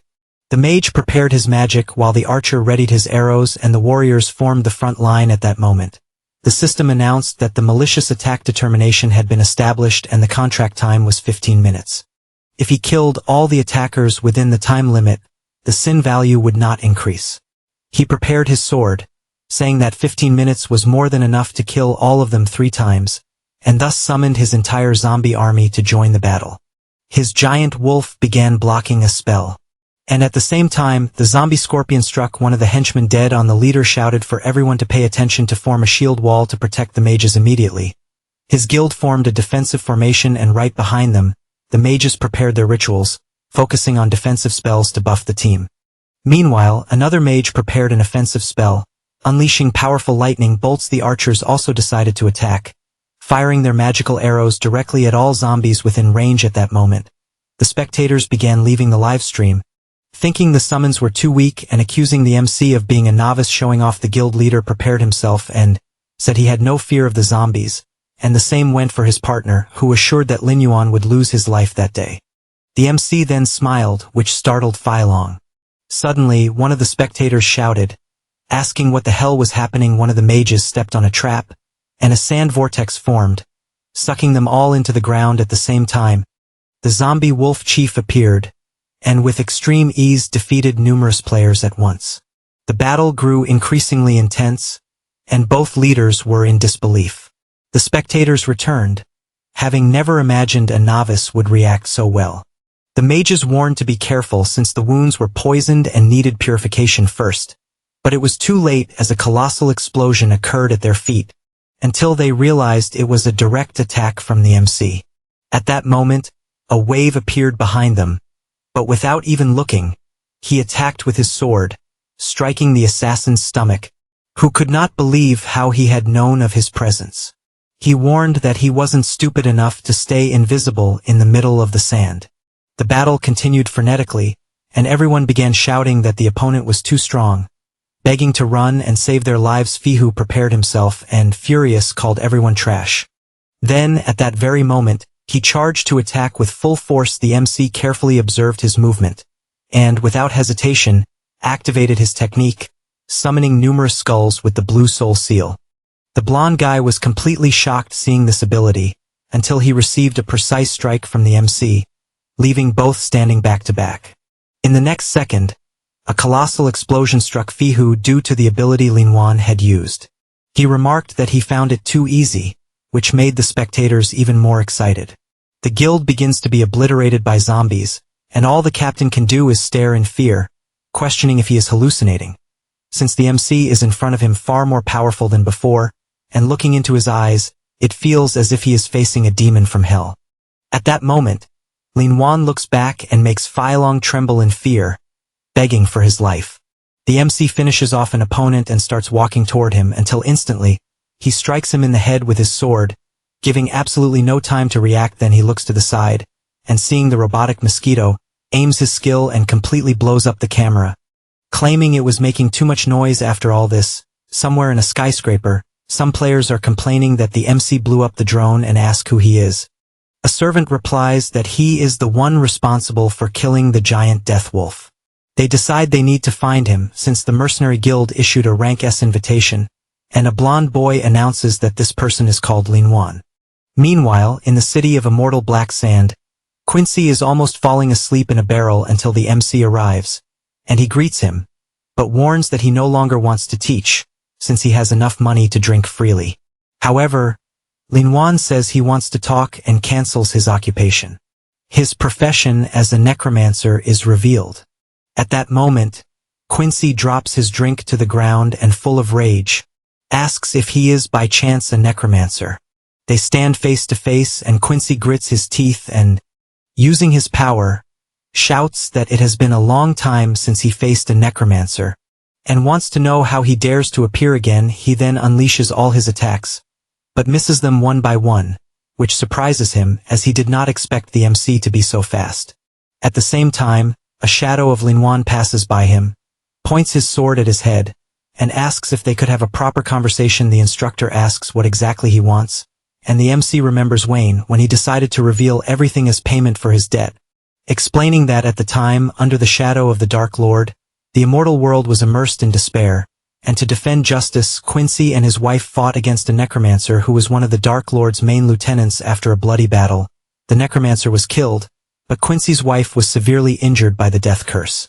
Her soul was corrupted by the power of darkness, turning her into a memoryless monster who would never reincarnate. The only way to break the death curse and save his wife was to personally destroy her corrupted soul. Everyone thought Quincy would spend his days drowning his sorrows, but it became known that any righteous person who could save his wife would receive a fortune in life. He planned to use the spoils as bait, both to save his wife and break the curse and to make the remaining necromancers pay with their lives. But of the 158 people who accepted the mission, none returned alive. After remembering all this, the MC asks to hear about his mission. He says it is fine since there is no other choice, and asks to meet his wife at that moment. The system asks if he would like to accept Quincy's mission. Mission name: Dead Wife's Soul. Objective: free Quincy's wife and lay her soul to rest. The mission time limit is 10 days and the rank is silver. He accepts without hesitation and quickly departs while the old man wishes him good luck, believing the journey will succeed. But with his strange face warns that the body will not return intact. Later that night, he finally reaches the location and immediately uses his night vision potion. He begins walking through the dungeon with his zombies and quickly realizes that this is the sanctuary of the dead, where all NPCs who die in the city are buried. Suddenly, a zombie appears in front of him, but is instantly killed by the King Scorpion. The MC analyzes the monster and concludes that they are undead like zombies, and that there are probably ghosts as well. He knows that the levels of those monsters increase with each floor, and the first floor has zombies from level 1 to 3, and then, on the next floor, they range from level 4 to 6 until finally reaching the third floor, where there are ghosts ranging from level 7 to 9, ending with the monsters on the fourth floor, which are ghouls of level 10. After walking for a while, a portal opens and he gets excited, as he wants to cross 4 floors at once. He goes further in until he stops, having heard some sounds ahead. Along with numerous red eyes staring at him, the monster uses the wall climbing skill, in addition to using the suspended slash.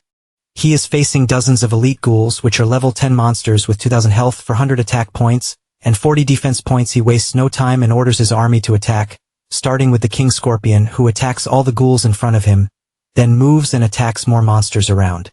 The MC does not fall behind and advances at the same time, cutting down all the monsters he encounters ahead. With that, the massacre is successfully completed until he notices a ghoul still alive on the ground and ends it with a single stomp. The system congratulates him for reaching level 12 after the massacre he carried out. He admits that it ended faster than he expected and finds it a pity, as his ability to control zombies does not work on undead-type monsters. Suddenly, something appears behind him, and he only notices it the next second. The skill attacks him with full force, and he barely blocks it using his sword, even though he finds the situation dire, until he is thrown far away, crossing the entire hall. At that moment, he looks to the side and notices something chained and that the area has changed.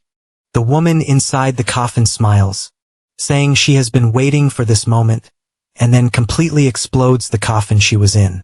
This is the Resentful ghost of level 18. She has 6000 health, 800 attack points, and 200 defense points. Linton wonders if by chance he is on the 5th floor, and the ghost wastes no time and advances, forcing the MC to defend with all his strength. However, she activates her Death Bloom skill, and numerous thorny vines begin to attack, forcing him to move at full speed. While doing this, he notices that the attacks are poisonous, and, holding his sword firmly, cuts all the vines in a single instant, also shouting that attacks of this level are useless against him. After obliterating all the vines, he shows that his sword is no ordinary weapon, intimidating the boss to the point of screaming. Then she activates her Succubus Roar skill. The MC notices the strong wind it generates, and considers whether the ghost is summoning something. He then looks to the side and sees a skull rising and immediately deduces what it is. Believing them to be the desert NPCs buried in that location, he is aware that besides the original inhabitants of the city, the game must also include the failed challengers of the Quincy journey. He thinks this is a nuisance, as extremely powerful skeletons keep emerging in front of him.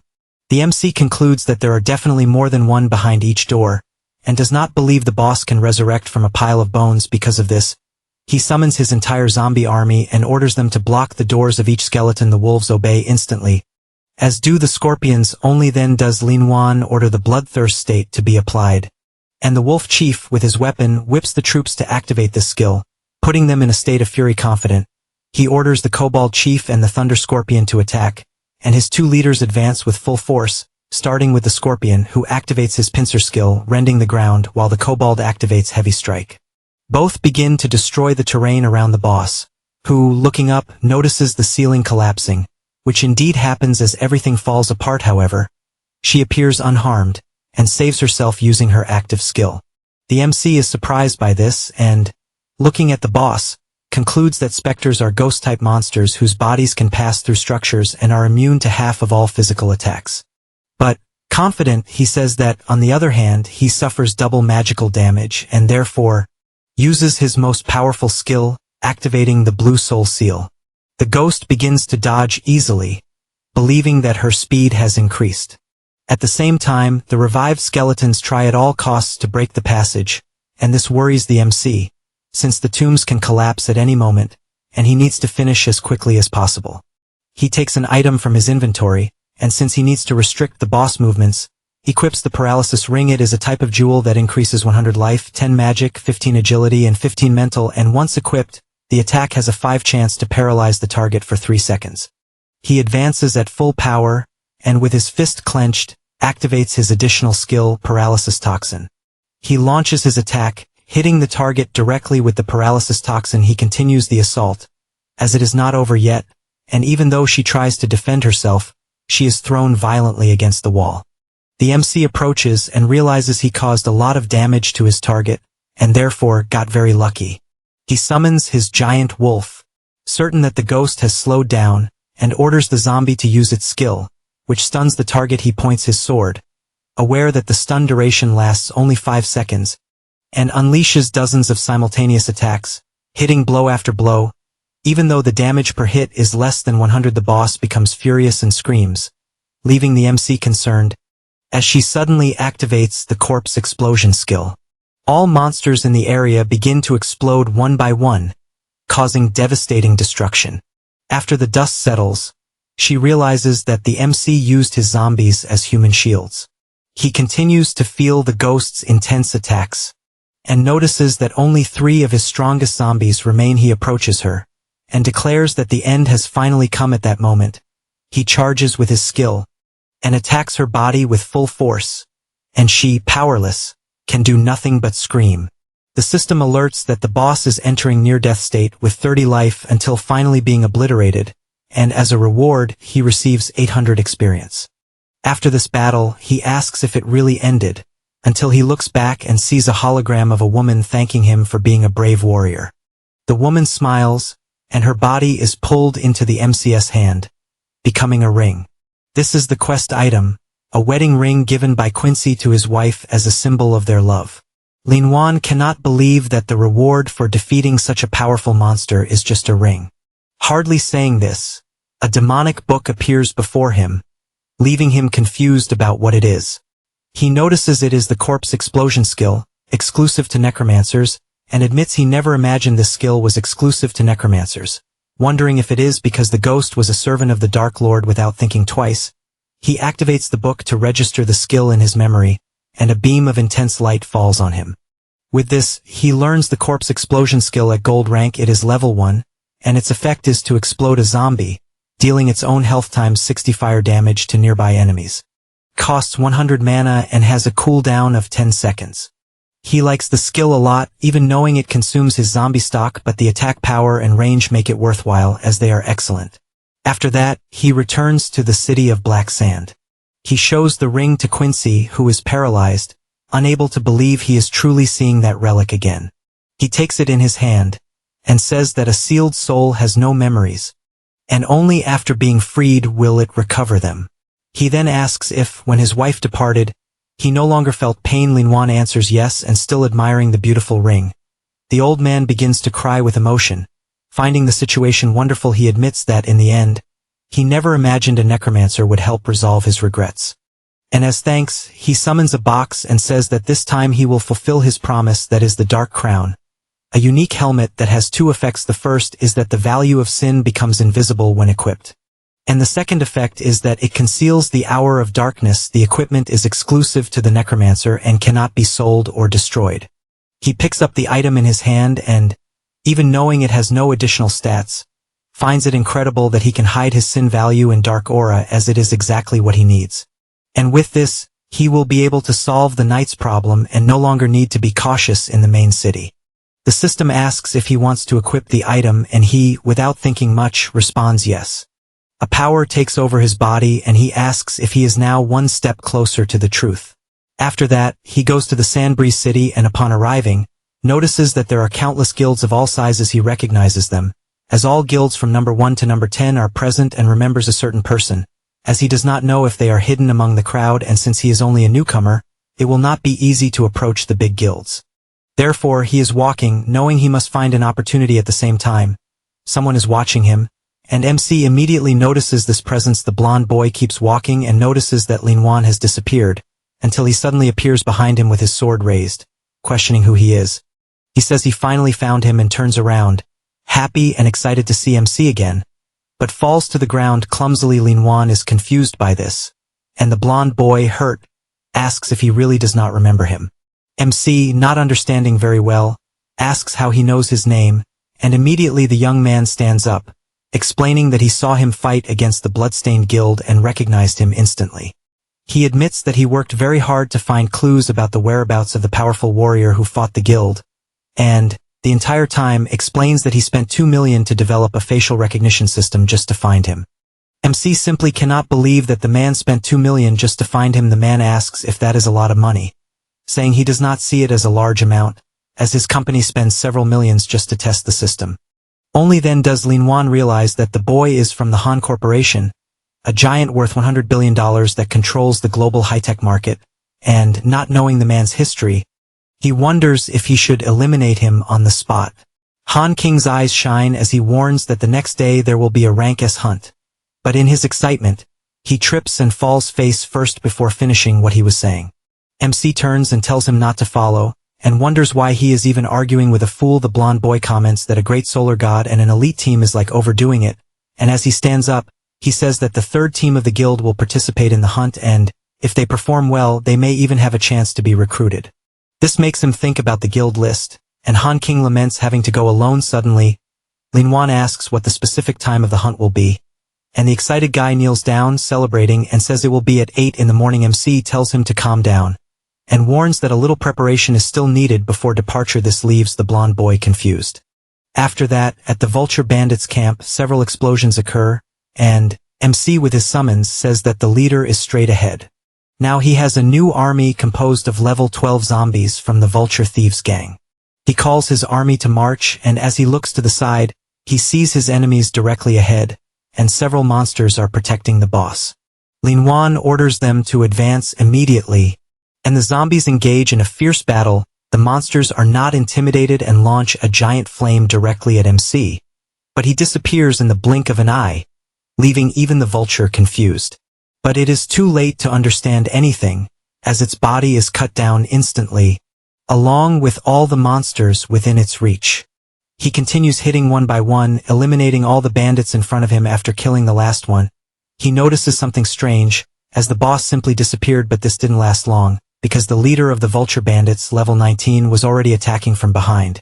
However, MC doesn't let himself be intimidated, and with a single move, sends several of his zombies at the boss, and activates the explosive corpse, causing dozens of colossal explosions, sacrificing his servants. The boss begins to scream, but MC moves at high speed and prepares his attack along with his shadow gloves, landing a full hit that slams the Vulture violently into the ground. A notification then informs that the Vulture bandit has been defeated, and because of this, he leveled up to 13. The system shows that the Curse of Darkness reached level 3, and now deals damage equal to 20 of the target's life, and restores 20 of an undead's life. The Art of Corpse Explosion leveled up to 2, and, when turning an undead, deals damage equal to the user's life times 80. He observes everything he gained until he is asked if he wants to use the skill scroll to improve a skill. Upon answering yes, he says he liked the result, having used the scroll to enhance his Curse of Darkness. Additionally, he has 130 undead monsters, composed of level 15 Vulture bandits, plus the level 19 Vulture bandit lord. He possesses various skills, including the deadly poisonous hand, which adds 20 points of poison damage. He is surprised to see this extra skill, and remembers something similar happening when the giant death wolf was revived last time, gaining the Spectre's Fury, which increases allied units' critical hit chance by 20. This makes him thoughtful, as apparently resurrected Lord-level monsters have skills. At this moment, The system announces that the hunting campaign he is participating in will officially start in 2 hours. Linwan smiles and says he is preparing to leave. Upon arriving at the melted bloodscale cave, he immediately gets annoyed by a strong glare in his face, and asks if his companion is doing a cosplay of a golden knight statue. The shiny one explains that he spent 50 gold coins for the master blacksmith to customize that armor just to avoid dragging the team down. However, his belt tears and his shorts fall. MC is in disbelief that such a thing is happening, and says it is the first time he sees this type of modular armor, and the blonde replies that the blacksmith said it was a recent model. He barely says this when his helmet closes. Blocking his vision, he screams for help, unable to see his path, until he trips over his own foot and bumps into someone in front of him. He then looks up and sees someone enormous asking if he is alright. This is Zhao Kuei, captain of the 3rd team of the Black Tree Guild. Han King wonders why the person in front of him is smiling, feeling like a venomous snake is watching him, unsure if it's just his imagination. Suddenly, MC pulls him and orders him to remove all the equipment, as he appears foolish.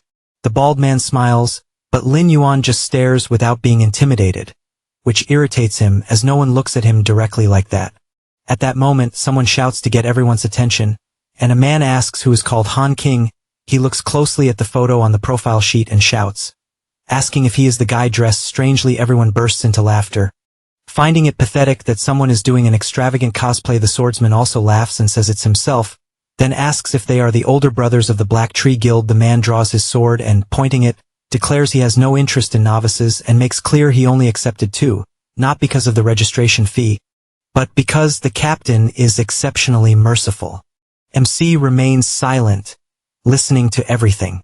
Zhao Kuei asks what he is doing, reminding him to be kind to the novices.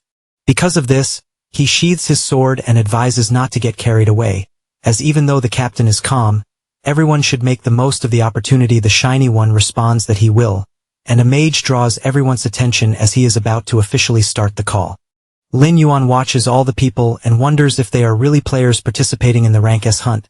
He reflects that they all seem to be newcomers who just entered the main city. Meanwhile, the captain heads toward the dungeon and tells everyone to relax, as even a reaper would detour upon seeing the Black Tree Guild. With that said, everyone follows him. At that moment, the man looks back and sees the shiny one holding a flag, who, excited, starts calling the MC of Deus Yuan, asking him to take the chance to defeat many shiny slimes. He keeps walking, feeling excited as he senses a thrilling scent. After that, inside the cave, they reach a fork, and a warrior asks which path they should take. The captain, smiling, says it's best for them to split up. Everyone is shocked, questioning if it wouldn't be dangerous since there are level 16 elite monsters. A mage asks everyone to be quiet and reveals that the captain had already scouted the paths in advance, so they had already done reconnaissance of the whole area. A man asks if that is really true, that they patrolled in advance, and Zhao Kuei replies that it is, and that the morning reconnaissance followed all 3 paths and explained in detail what each contained, but assures that the more dangerous a place, the higher the likelihood of valuable discoveries, and with a suspicious smile asks what everyone thinks. They begin to understand, as this is the mindset of a large guild, and say that the captain of the guild's 3rd team is the highest level person, thus the most experienced. Without thinking twice, the MC says he will take the left path, and the captain replies that it's no problem, he just wanted to know if anyone else would go with Lin Yuan. Everyone starts whispering that they don't want to accompany just 2 people, also pointing out that they don't want to walk with someone who hides their own level in class. The captain comments that, apparently, the popularity of the MC and the shiny one is low, and since he cannot force anyone to do anything, there's nothing to do but let the 2 go alone. Lin Yuan replies that it's no problem, and the 2 take the left fork. Seeing this makes the bald guy happy, also calling them ignorant. They venture further into the cave, and the shiny one confesses to being worried as the temperature is dropping very quickly, and he also says he has the feeling of being watched. The MC is surprised and asks if he finally realized it. As there really is something in that place, he panics, asking if it's true, since the captain said he had patrolled the paths, and that everything was safe. Lin Yuan laughs, and asks if he really trusts the captain, since this is a rank S hunt, and yet the leader recruited a bunch of novices, clearly using everyone as live bait to scout the paths. Han King is surprised hearing this, and asks why he didn't expose the bald guy. He laughs, and grabs one of the slimes on the cave wall, then throws it forward into the darkness. At that moment, many eyes open, and a huge army of iron-devouring lizards appears, heading their way. Meanwhile, on another path in the cave, a mage activates his fire ability, attacking multiple lizards at once. In addition, a swordsman helps, slicing them one by one after defeating the monsters. The swordsman admits that he found it very good to have pawns as sacrifices to distract the monsters, and finds it funny that everyone believed they had scouted the paths in advance. Zhao Kuei swings his flail with force, killing the enemies in front of him. While doing this, he is surrounded by many lizards, which only excites him more, to the point of attacking all of them at once. After that, he makes a bizarre face, warning that mere monsters should recognize their own places in the food chain at the same time. The Shiny One is completely terrified, since even though the monsters are powerful, the army of undead is attacking frantically, taking down monster after monster until they finish all of them in the cave, even though the fight is intense. He is surprised, wanting to know how many monsters the zombie has subjugated since the last time, and reflects that these monsters are even more powerful than the battle against the giant wolf. MC points out that he had said he would make some preparations, and the Shiny One confesses that he is impressed, since in less than a day, he has subjugated so many powerful monsters. After the conversation, he had already killed 55 elite monsters, and Walking says that it is already over and that the efficiency of his zombies is not bad at all. Hanking begins to cry, moved, as he wanted to be as powerful as MC, until he is startled, since a tremor started out of nowhere, and decides to call Lin Yuan, but soon sees him busy and decides that he cannot keep bothering him, since he also needs to be useful. He searches for the direction the tremors are coming from, until he feels something in the ground, and asks if it really disappeared, but in the next second, the ground is destroyed with something emerging from within, and this leaves the blonde completely terrified. A sort of tongue appears in front of him, and he tries to understand what the hell it is. At that moment, the tongue attacks and knocks him to the ground. Then, it wraps around his body and begins pulling him into the earth, leaving him unable to believe that it is all over.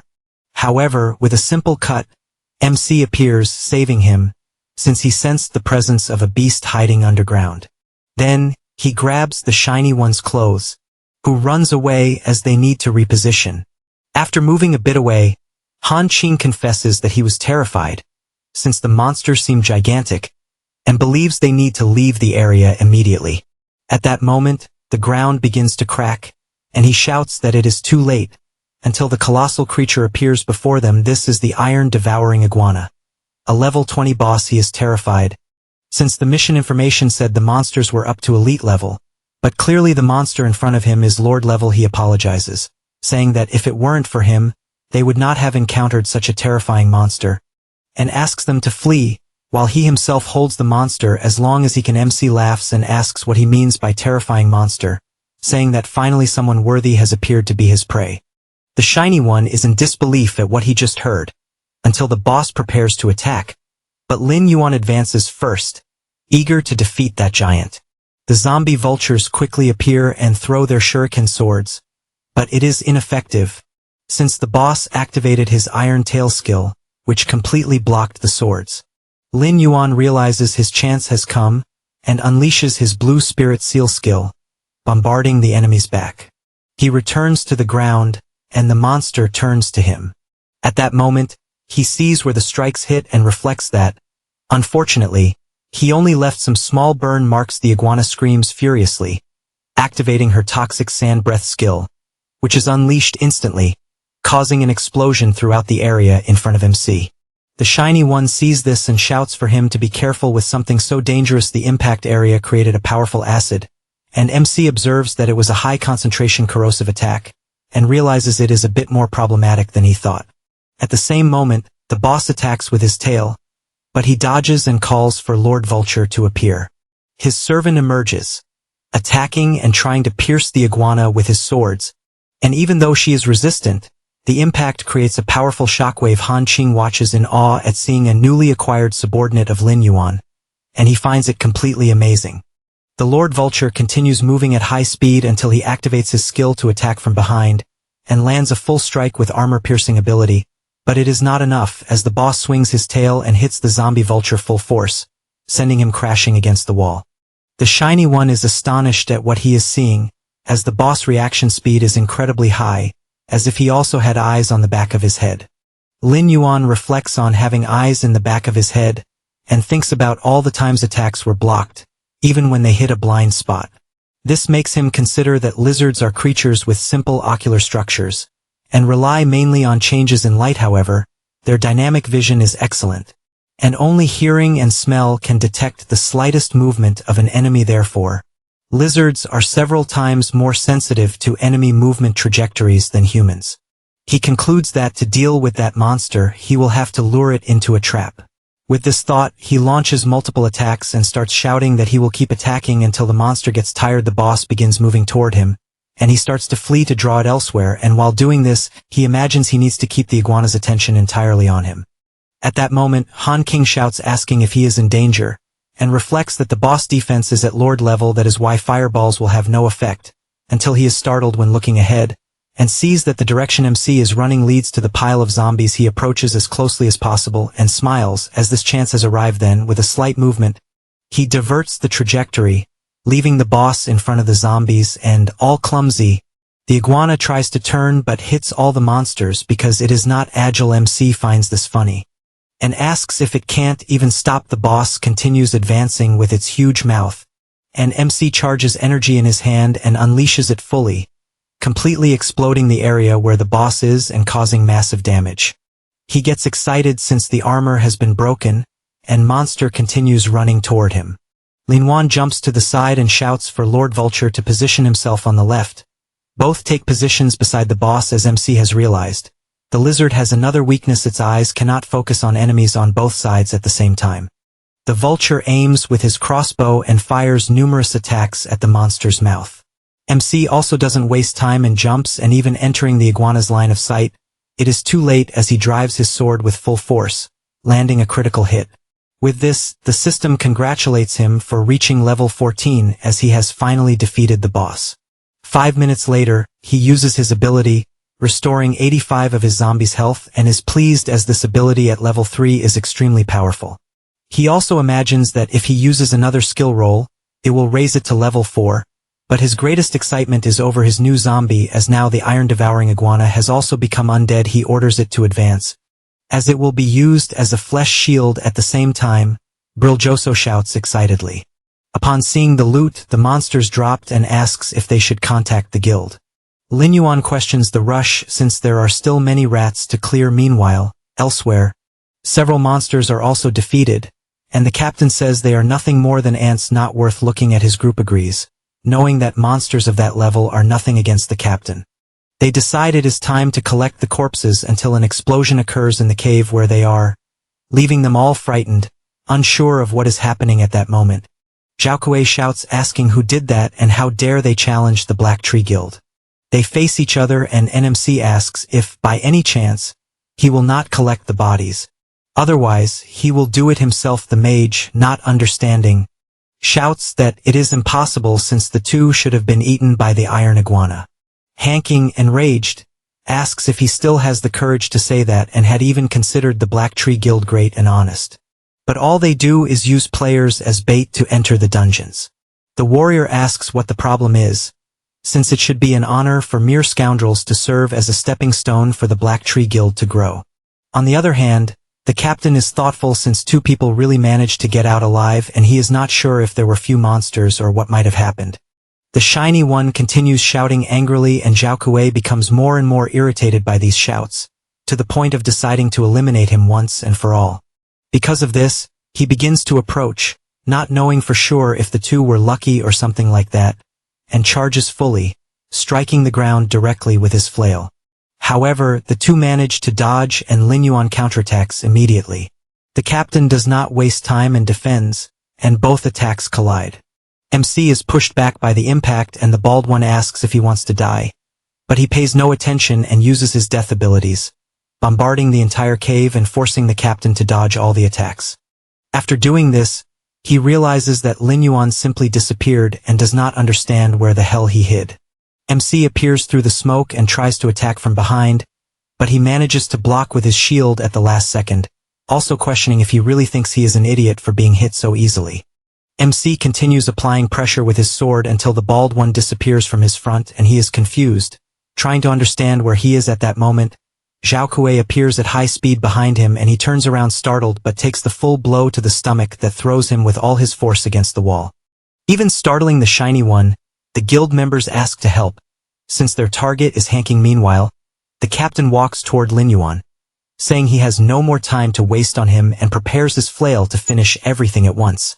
However, along the way, something catches his attention. It is MC holding his hand and questioning if he is, by any chance, the captain of the third team of the Black Tree Guild.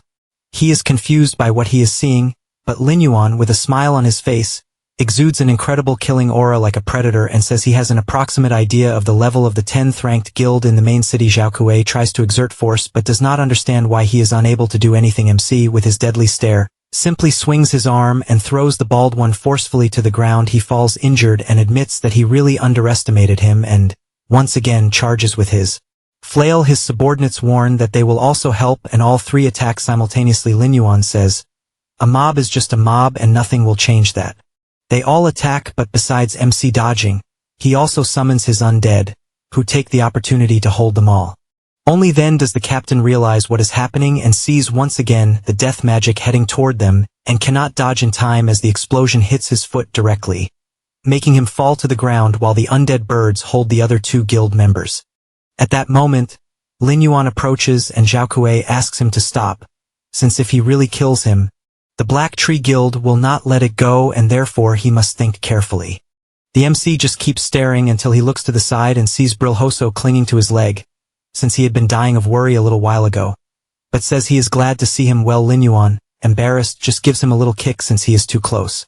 Then he raises his sword, warning the bald man that, as far as he knows, the Black Tree Guild is not only dominant in the external world, but also cruel in the real world, and if he loses the equipment, the guild's level will suffer with death and they will also come after him for this loss. So he wants to know how he will explain the situation to the leaders. Zhao Kuei realizes he is screwed either way, both in the game and in real life, and therefore begs for anything in exchange for letting him go alive. He orders the list of high-level players in his guild to be given, as well as noting their professional levels and characteristics. He requests this because he knows that in his previous life, the skills used by the first disciple were unknown. No one knew what they were or how to handle them, and therefore he believes it must have been an extremely rare hidden profession that no one knew how to use. The bald man, confused, asks why he wants this list, but when he says this, he gets a sword strike on his hand and the MC orders him to decide immediately whether he will write it down or not. He screams in pain and replies that he will do it immediately after taking the notes. He concludes that all the masters of the Black Tree Guild are in that place, and although there are some special professions, none of them match the first disciple's characteristics. The captain approaches and asks if by any chance they can leave. The MC says he can let them go. The bald man thanks him for that. But the next second, they receive a triple attack from Lin Yuan, who makes it clear that they harmed so many innocent players that they should answer to them in the afterlife with these kills. He obtained each one's equipment, the Moon Hammer, which increases attack power by 45, critical hit by 30, and physical attack by 30, and has an additional ability that increases attack speed by 20 on the first attack. The second item is the Dancing Sword, which increases attack power by 30 and accuracy by 20. Lastly, the Lingguan Cloak, which increases magic damage by 20 and spirit attribute by 20. After seeing this, Lin Yuan notices something and his friend shows a chest, and says that the guild also left this behind without even opening it. The MC opens the chest and says he will keep the first item and the rest they can take. But Briljoso refuses since he wants to buy all the items instead of taking them for free, as he does not want to take any advantage. Lin Yuan takes a deep breath and says there is no suitable item so he will not want to keep any, but Hanking, as he does not want anything for free, transfers 54 gold coins. After this, outside the Bloodscale Cave, Lin Yuan imagines that, as expected, there are still some silver equipment pieces, and it is not so easy to get gold equipment in the current version. Hanking calls him and says there is something he is not sure he should mention and, scared, explains that the Black Tree Guild is vengeful and will take revenge offline if they cannot defeat him online, and therefore suggests letting his personal bodyguard follow him. The MC, unconcerned, thanks him for reminding him but says they are just a bunch of insects so it is not a problem. After that, he takes off the helmet to log out of the game, and soon his family shouts that dinner is ready.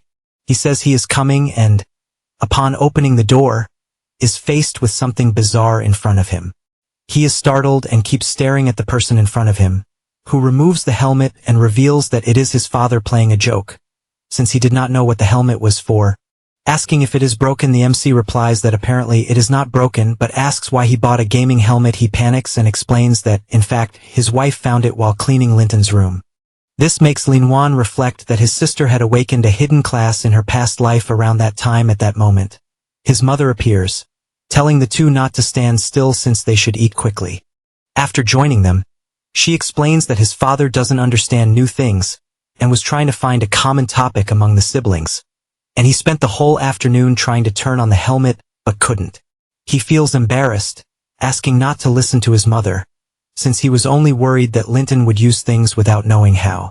MC reflects that he could make his parents enter the world of eternity and could use his own resources to recommend them, and when the cataclysmic change occurred, they would have the ability to protect themselves. Because of this, he explains that the game is not difficult and that he even bought 2 more helmets, which is why he wants to see his parents trying to play. His mother worries and asks not to waste money, but he says it's not a problem and asks if, by any chance, his sister hasn't returned yet. She takes the phone to call, believing that Linton is playing with her friends, but he says he will call, and after trying, he realizes that the call isn't reaching her. As if there is no signal, he worries a little, since even if his sister didn't want to answer, she would at least send a courtesy message instead of completely ignoring him. His mother asks once more to eat first and guesses that Linton is eating out, so they shouldn't wait for her. However, Linton asks them to eat in front since he remembered he has some things to buy and fears the store will close early as he leaves. His father comments that little Linton has grown since the siblings used to stick together, and he wants to see him communicating more. MC goes down the stairs and recalls his past life when his sister appeared completely injured. He noticed her presence, but the girl just passed by and upon reaching the door of his room, told him that her situation was none of his business and not to call the police or tell their parents. She then slammed the door with all her strength, leaving MC worried about it. Back in the present, he reflects that in his past life, after Linton started playing the game Eternity, she quickly awakened her hidden class, but also endured many things she shouldn't have had to endure. And all of this began with the emergence of a mysterious organization, the System Organization. This was a mysterious group founded by 9 Celestial Chosen, and only the Celestial Chosen were qualified to join the system. Among them, there was an existence called the Prophet, and the Prophet could sense Celestial Chosen in reality. Then, at a terrifying speed, the power of the System Organization became invincible in the game. Not only that, but its influence in the real world also strengthened, and although their actions were mysterious and unpredictable, they did something to stabilize society, which left people perplexed. After little Linton was invited to join them, she frequently carried out dangerous missions, but never mentioned anything about the System Organization at home. He continues down the stairs after thinking about this, and all he wants is for this organization not to be with her at this moment, and after opening the door, he concludes that even if they are involved, he will not let his sister get involved in these matters again. Outside, while walking, something catches his attention as he looks at an establishment, and he immediately hides. Linton imagines that his sister has definitely already met with the people, but the distance is too great and he will not be able to hear the conversation, so he activates his invisibility. Even though he hasn't used it for a long time, he begins to approach, imagining that the level of his ability is 3, so the duration is 5 minutes. He stops walking, and thinks he is close enough to the 2 guys talking to his sister. Chun tells her that he said everything he wanted, and whether it is true or not, she must judge for herself when deciding whether to join the organization, making it clear that the disaster will happen in 3 years, and that she must wake up to life. The tense atmosphere lingers in the air, and the MC Invisible just observes. Xiaopan tells his colleague to go easy, as this way he will scare the girl with the terrifying hour. He retorts that he is discussing a serious matter for her own good, since things have reached the point they are at. However, at that moment, he notices something looking in Linyuan's direction, and completely changes his expression, scaring Linton, since everything indicates he has been detected. Chin activates his dissipate ability, and this aura affects the whole restaurant, scaring the MC since the invisibility effect will be dissipated after a 3-second countdown. Chun continues looking attentively, and is confused when he sees nothing in front of him. He changes the subject by calling the restaurant owner and ordering an herbal tea. The old man replies that he will prepare it immediately. Meanwhile, the MC, who managed to hide in time, cannot believe the guy used the dissipate ability that the ring possesses, but is glad that this ability has a 3-second delay, since at that moment, his invisibility was dissipated. Chun goes back to drinking his tea and tells Linton once more to carefully consider joining the organization, as they are people with a sense of justice, and hands her a card. She responds that she will think about it, and the two leave the restaurant at the same time. Lin Yuan activates his invisibility again, and decides to leave the restaurant as well. But when he gets outside, he realizes the boys have disappeared. He continues walking until a cup of tea is thrown at his feet. Only then does he look forward, and sees the two who threw the tea, saying that something is definitely wrong. Once again, the invisibility countdown begins, and the two keep staring in his direction, waiting for it to happen. However, the next they see nothing, and Chun comments that maybe he has become too sensitive lately. His colleague asks him to relax, as he is very nervous, and asks if he believes that the girl will join them. He responds that, according to the prophet, she will join sooner or later. Lorino agrees, as he has never seen the prophet's predictions fail, although his true curiosity is to know which girl will be his girlfriend. Chun, indignant about this, hopes that his friend survives until the catastrophe, since it does not seem likely to happen, and the two leave while the MC watches from the top of a building, and reflects that the organization is a group of people difficult to deal with, and he is worried about exposing himself too much and revealing his class since he needs to be much more cautious. Meanwhile, Linton is staring at the card, and remains silent the entire time, until she looks forward, and asks why her brother is there. He replies that he went down to buy something, and asks if she has eaten. She, a little downcast, replies that she hasn't, but that she is fine. The MC shows the bag with food, and asks to leave work for later, since he needs to eat something when they get home. She finds this strange, since she knows her brother cannot take care of himself, and does not understand why he is taking care of her, but he just asks them to go quickly.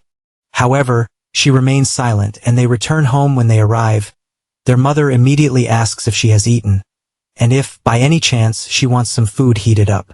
Linton replies that it's not necessary, since she wants to rest first. Their mother turns to Lin Yuan, and asks if, by any chance, he will eat a little, since he left without having anything. At that moment, Linton closes the door, and takes a deep breath. She walks toward the bed, thinking about what happened recently, and lies down, imagining that ever since she played all kinds of strange things have happened. She remembers when she was fighting a monster, and her friend was shouting for her to run as fast as she could while holding the monster. That was a level 5 longsword mantis, that, with its sharp blades, landed a full strike on the girl, who fell to the ground immediately. Linton panics seeing this, and holding her sword firmly, declares that she will not abandon her team. Several mantises rush at her, and she starts defending against one of the attacks, until another monster appears behind her, and lands a precise strike. At that moment, the system congratulates her for unlocking a hidden class.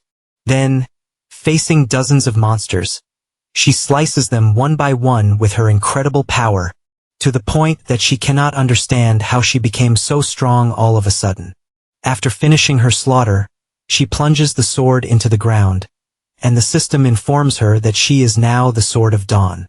Still in her bed, she wonders if the sensation is real, and even notices some changes in her body. This makes her question whether, when a disaster truly occurs, she will be able to protect everyone with this power, since her hand is overflowing with energy.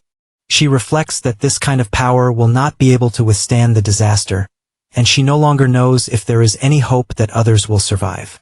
She then gets up and, looking at her family portrait, thinks she needs to get strong as fast as possible, regardless of joining the organization, since she needs to protect everyone. MC, also looking at the portrait in his room, thinks he can no longer postpone the change, since his energy needs to be in the game, and he cannot keep it all the time, and he believes it is time to let them live a good life. Because of this, he goes to a building, and the employee asks if, by any chance, he is looking to see a place to live. He asks if, by any chance, there is a fully furnished mansion, since one of those must have high security. The woman finds it strange, since she does not know if such a young boy can really be rich, and her first question is whether he has heard about property prices. He does not waste time and shows his card. She takes it in her hand and is amazed, since it is a limited edition VIP card with millions of dollars in credit. Because of this, she screams, welcoming him and saying she will serve him promptly. The scream is so loud that it draws the attention of people around after all this. He calls his family and his mother, seeing the new house, asks if all of it is true. She cannot believe there is even a private pool, since it is just like the ones seen on television. Jianlu looks at the room and cannot believe how big the bed is, as well as the whole house since it is gigantic and shiny. The two, still not understanding, ask how many years it will take to pay the mortgage. Since they do not want him to be under pressure, MC responds that there is no mortgage, since he bought it with his earnings from previous competitions and game income, and therefore does not need to worry about anything besides the fact that he will live in a house next door. His father admits he never believed he could live in a mansion. Menlon agrees and even comments that, in the blink of an eye, his children have grown and can live on their own. Lin Yuan is happy seeing his parents content. After that, the MC starts walking, since he doesn't need to worry about the mansion's security. And the next step will be to guide his parents in playing, as well as being more careful with the organization's presence. He barely thinks about it, when something catches his attention. As several men are heading in his direction, they approach close enough, and Lin Yuan quickly realizes that the person looks a lot like the captain of the Black Tree Guild, whom he even killed in the game. Immediately, everyone rushes forward, wanting to see if the tough guy is the same outside the game. One of them makes the first attack but hits the ground, and the MC, without wasting time, moves at full speed and lands a precise kick on the bald man, besides beating everyone around him. After Zhao Kuei falls to ground extremely injured, he wonders if the MC is a human or a ghost. Suddenly, a piece of iron is driven next to his head, and Lin Yuan says that apparently they don't value their own life. Zhao Kuei, desperate, pleads for his life to be spared, claiming he can still be useful, and because he knows about a hidden mission. The MC asks him to continue, and the bald man says that in the main city he found a blacksmith named Tong who works delivering ore, and when favorability is high enough, this NPC will make a gold equipment. Lin Yuan hears this and imagines that indeed, in his past life, a player obtained gold equipment very quickly, and it was really connected to a discrete NPC. Then, to see if it's really true, he squeezes the iron bar with all his strength, deforming it, and makes it clear that if anyone tries anything online or offline against him or his family, they will pay with their lives, demonstrating with the iron bar, which he broke in half with a handshake. Zhao Kuei fully understands the message, being absolutely terrified. After that, in the main city of the Western Desert inside the game, some players are toasting with beer and enjoying lots of delicious food. Tong is incredulous at what he just heard, and says that if one really provides 100 pieces of ore, he will make a weapon for free. In front of him is the MC, who after hearing this, concludes that Zhao Kuei was indeed telling the truth, so his next step will be mining. Near that table, a woman is running, and a player asks why she is running since he wants to have a drink with her, but the girl keeps asking not to be touched. Lin Yuan watches this, and the guy gets annoyed, warning that if he doesn't stop staring, his eyes will be gouged out. However, being impatient, he simply casts a spell that throws the drunk man to the other side of the tavern. The woman, drunk, thanks Lin Yuan for the help, and asks if she can buy him a drink. The MC just walks past and says no. She keeps insisting until she trips over herself. He immediately notices and catches her at once. The girl becomes excited and asks if he wants to dance. But the moment is broken as she simply falls asleep without warning. Because of this, he goes to the room and leaves her sleeping, as she is very drunk. Then he goes to the Viper mine and puts his undead to work mining. He imagines that he currently has 12 dog-headed zombies in his underworld portal, which is perfect for mining. Hardly thinking about it, a noise occurs nearby. When he turns around, he sees violent level 10 moles. He immediately summons his black scorpion, which instantly starts attacking all the monsters. After defeating them all, the MC doesn't waste time and begins using his magic, as there will be more monsters efficient for his objective. Soon the moles turn into undead, and once again, an explosion occurs above him. He asked what the hell was happening and realized it was an extremely large monster chasing someone. Upon analyzing, he saw it was another violent mole, but of Lord level, and it was at level 16 with his sword in hand. He asked if by any chance it was the boss of the mine, and if someone was purposely attracting the monster. The player being chased raised his staff and fired a ball of energy in Lin Yuan's direction, who immediately stomped firmly on the ground and leaped backward to escape. But as he approached, he realized it was not a magical attack. When hit, he received a notification that he had been buffed by the old sun, a holy armor skill that increases the owlie's defense by 20 points and lasts 60 seconds. Only then did he realize it was a priest's skill. Near the location, the miner asked what was happening and why all the iron ore had disappeared, also noticing that the priest being chased belonged to the super god Iron Triangle Guild, and he didn't know why he was alone. Then he took out and used his mosquito-shaped camera. Meanwhile, the priest was running at full speed, shouting that he didn't want to attract the monster to that place and therefore wanted everyone to escape, as he would take responsibility for his own actions. The miner's stream system reported 15 users online, and they asked if the boss was solo and commented that all priests from the Mirrorflower Watermoon Guild were over the top. Linwan realized that even in that situation, the priest was very loyal and therefore welcomed that boss at his doorstep. People quickly recognized him and commented that he was the master who soloed the world boss and thus believed it would be exciting what would happen in the mine. The mole boss got close to catching the priest, but Linwan jumped in front, blocking the attack. Seeing this left the guy surprised at such strength to block an attack like that. Meanwhile, elsewhere, Zhao Kuei had his system open and, watching the live stream, said he wasn't ashamed to lose to a monster. At that moment, some players passed by complaining about how MC was hyped, with everyone idolizing him as a god, believing that, in terms of strength, no one compared to their president. Zhao Kuei realized it was Nuan and drew attention, saying the mad god had only taken advantage of the guild and the class and no one could compare to the great god. This made the guy so angry that he asked to repeat it once more. He apologized and asked if by any chance it was Nuan from the Fury Guild, noting that everyone was saying that leader Quang Shun of the No. 1 Guild should have resigned a long time ago. Immediately, he pointed his sword at the bald man's neck and asked what the hell he meant by that, and he felt cornered and questioned why he was taking out his anger on him, as that's what everyone was saying. Nuan asked if the so-called god everyone was talking about was the guy in the live stream and, therefore, ordered to notify the entire guild online to follow him. Meanwhile, MCS battle continued frenetically against the Lord-level mole, and, after landing a few hits, he told the priest to flee. While there was time, the monster gave no respite and charged again, attacking the ground with full force, but he dodged in time and, with his hand raised, fired several fireballs that exploded at the creature's feet. At that moment, 1,297 people were watching the stream, and they were excited as they were seeing two powerful people fighting the boss. The mole started moving again and began chasing Lin Yuan, who kept fleeing while his undead minions attacked to the point of knocking him to the ground. MC approached and warned that attacking recklessly was not a good strategy and, without hesitation, drove his sword into the mole's eye, which began screaming incessantly. Kobold jumps and delivers a hammer blow to the monster's face.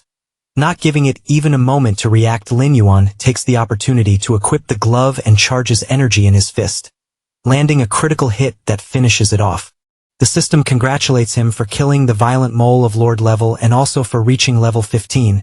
In addition to obtaining the pursuit dagger and the agility boots, he doesn't waste time and begins to revive the boss. The dagger he obtained is silver and increases attack power by 20 and attack speed by 5 as well as agility by 25, and its effect is to strengthen the next attack every 6 attacks, increasing attack speed by 10.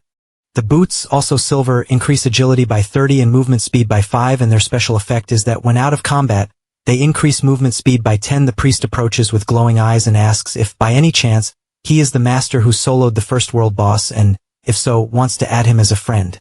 However, MC just walks away, thinking he found the wrong person. But the guy says it's impossible, having watched the video countless times and would recognize him instantly. At that moment, a fireball flies toward Lin Yuan, who in the blink of an eye turns and cuts the attack in half. He notices several people approaching until Nguyen appears, saying he recognizes him for not turning to ashes from the fire attack. Besides him, several guild members are armed and ready for combat. MC observes this and wonders if the Fury Guild wants to defeat him to show off, but sees no reason not to accept the equipment that is coming to his door. The system announces that a malicious siege has been established and the counterattack time limit is 15 minutes, and eliminating some players during this period will not count towards sin points. Suddenly, the priest steps forward and says he has been waiting to fight side by side with a great warrior as comrades and promises to protect him as much as possible. Lin Yuan can't believe what he is hearing. Nguyen points his finger, warning that he will massacre the two, but at the same moment receives a punch to the mouth. Since MC is resourceful, the punch is so strong that it sends him flying across the cave until he crashes into the wall. The number of spectators is already over 5,000 and everyone is excited for the show they are about to witness.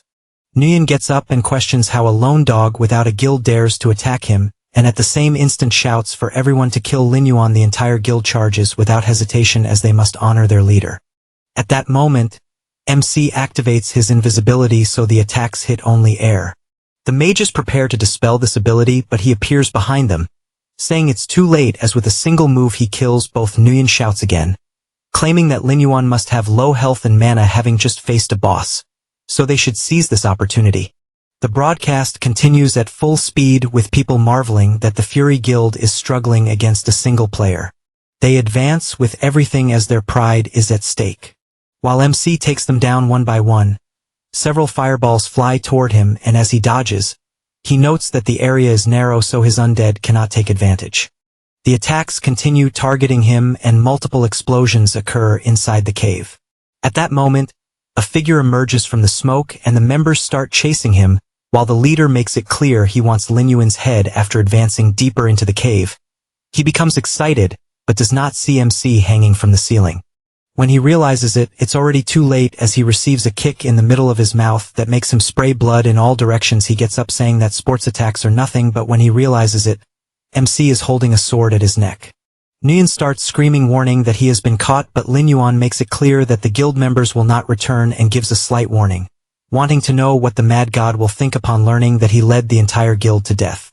At the same time, the zombie wolves start approaching the group, and at that moment, MC activates his corpse explosion skill, causing the entire cave to be destroyed with an absurd number of explosions. Nguyen starts screaming, wanting to know what he did, and he, with his sword raised, tells him to ask the guild in the afterlife, and with a single movement, cuts off his head, making an item drop amidst the body. The item in question is the bloodthirsty twin blade of gold level, which increases physical attack by 50, attack speed by 20, and critical hit by 30. It also has a life absorption skill that converts 10 of the damage dealt into his own life. After that, he returns to Tangs, who admits to being surprised by the amount of ore he managed to collect, and with that, the blacksmith's favorability increased by 100 points. MC realizes that the blacksmith can only collect a maximum of 100 pieces of ore per day, so he knows it will be a long-term task, taking at least a month. He also knows that the Fury Guild dropped a lot of equipment and will have to find a way to sell everything. He also knows that looking for the first believer through the guild is very slow, and as far as he remembers from his life, the men of the first believers had the ability to control snakes. Because of this, he goes to another location and imagines that he should accept the sheriff's mission, which is to kill 30 monster rats, although his real goal is to find the hidden dungeon in the sewer. He goes killing the monsters and follows his path, as he needs to find a room with snakes, until finally his expression changes, as he found what he was looking for. An explosion occurs in the place and he is confused as he doesn't know if he is seeing correctly, because he never imagined the snake would be so absurdly large. That is the Hades King Cobra of level 60. No additional information is available due to the power gap. He starts fleeing, trying to understand how a snake can be at such a high level, since if it just touches him it will be the end. Therefore, he activates his invisibility, as the loss of level and equipment due to death would be very significant. He moves through the water, and the snake does not stop chasing him. He keeps running constantly, even more so since the invisibility has ended, and decides to use the terrain to his advantage. Only then does he look back and realize that the snake is getting closer and closer, and even running at full speed, he knows there is no way to stop. Because of this, he summons his scorpions and imagines he will have to use them to delay and buy time. He continues running and realizes that his scorpions are not even slowing it down, and the snake keeps getting closer. At that moment, MC spots an exit at the top of the dungeon, and when the snake attacks, he jumps out and looking back, realizes it cannot pass through the small hole nor destroy the area. Linton walks away aware that no monster can cause problems in that place, as it is the Western Desert Palace, where the National Guardian is, and any monster that approaches would be easily exterminated without exception. He still imagines the snake inside, and reflects that the civilization of the Snake Men and the kingdom of the Western Desert have a deep blood feud, and that is why some monsters hide underground and plan revenge. And basically, whenever any demonic beast or monster sets foot near the Imperial Palace, the Guardian of the Kingdom will destroy them without hesitation. He knows that, although the snake is strong, it is not even close to the Imperial Master, and therefore should be able to gain some clues in that place.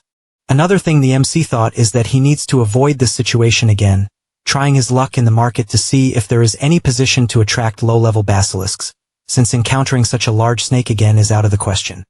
He goes to the palace, and the vendor sells a potion that attracts low-level snakes.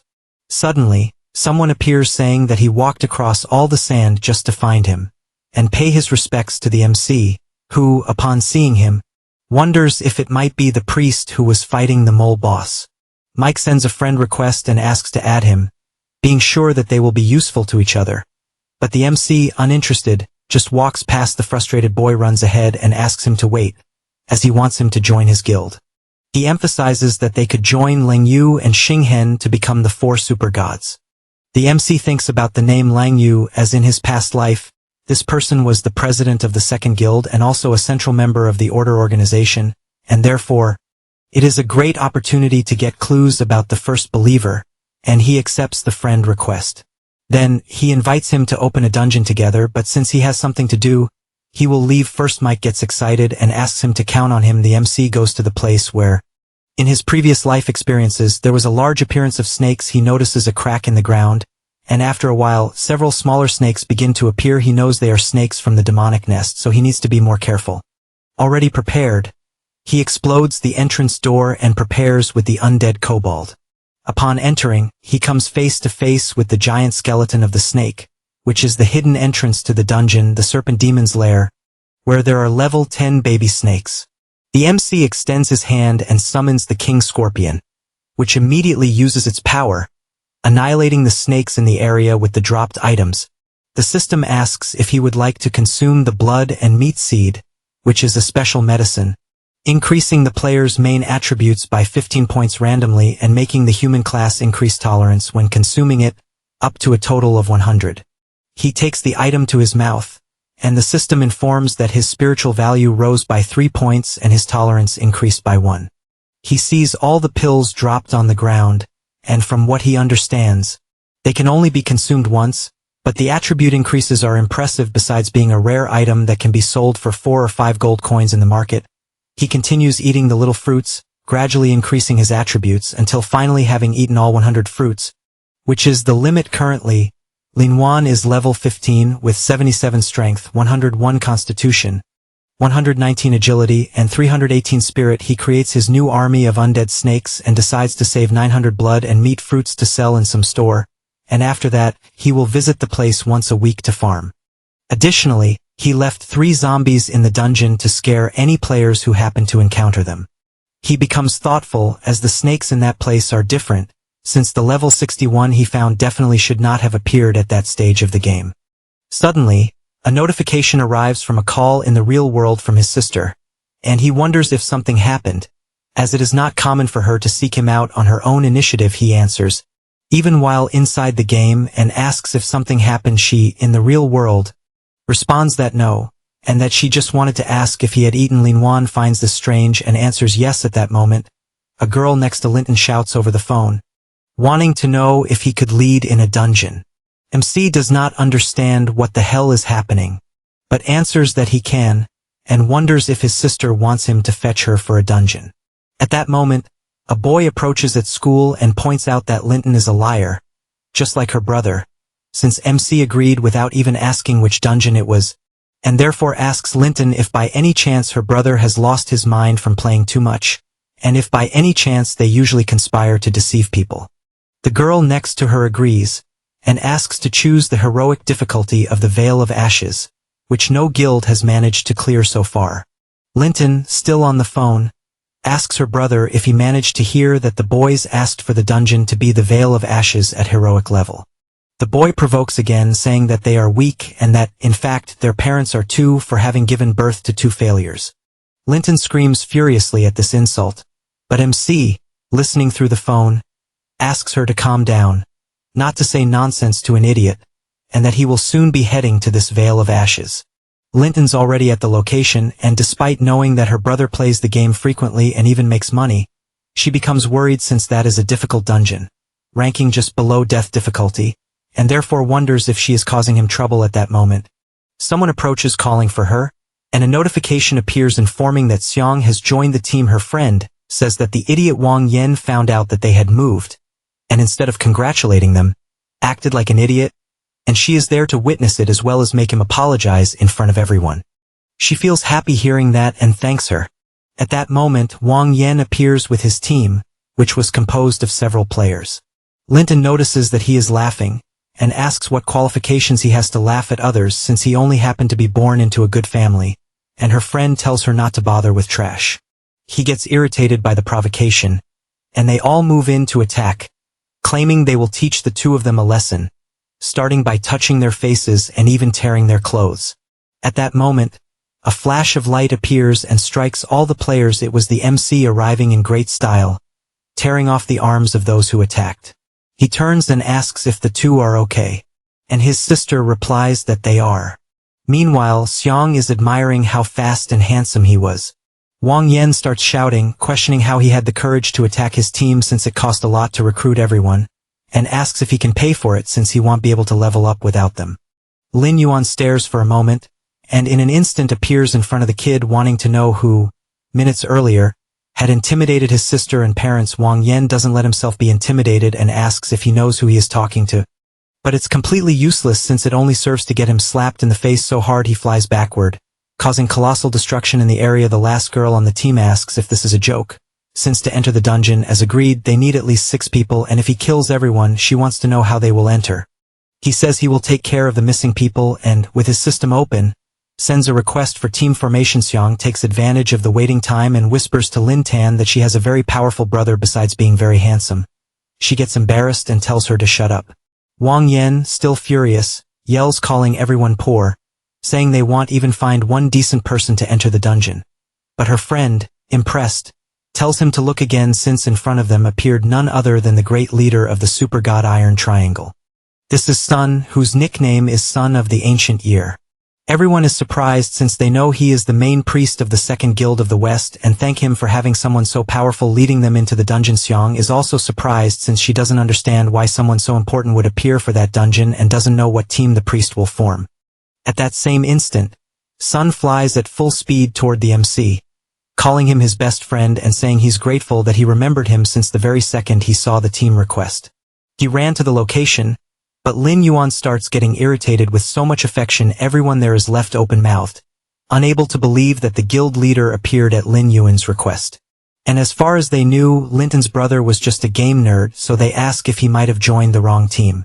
The priest questions if this is some kind of joke since he is definitely there to help the best of all players, someone at the level of a god. The MC tells him to shut up since they need to enter soon, but Wang Yen, still not believing what he's seeing, shouts that Lin Yuan also hired someone high level and makes it clear that not even the top 1 guild could handle it.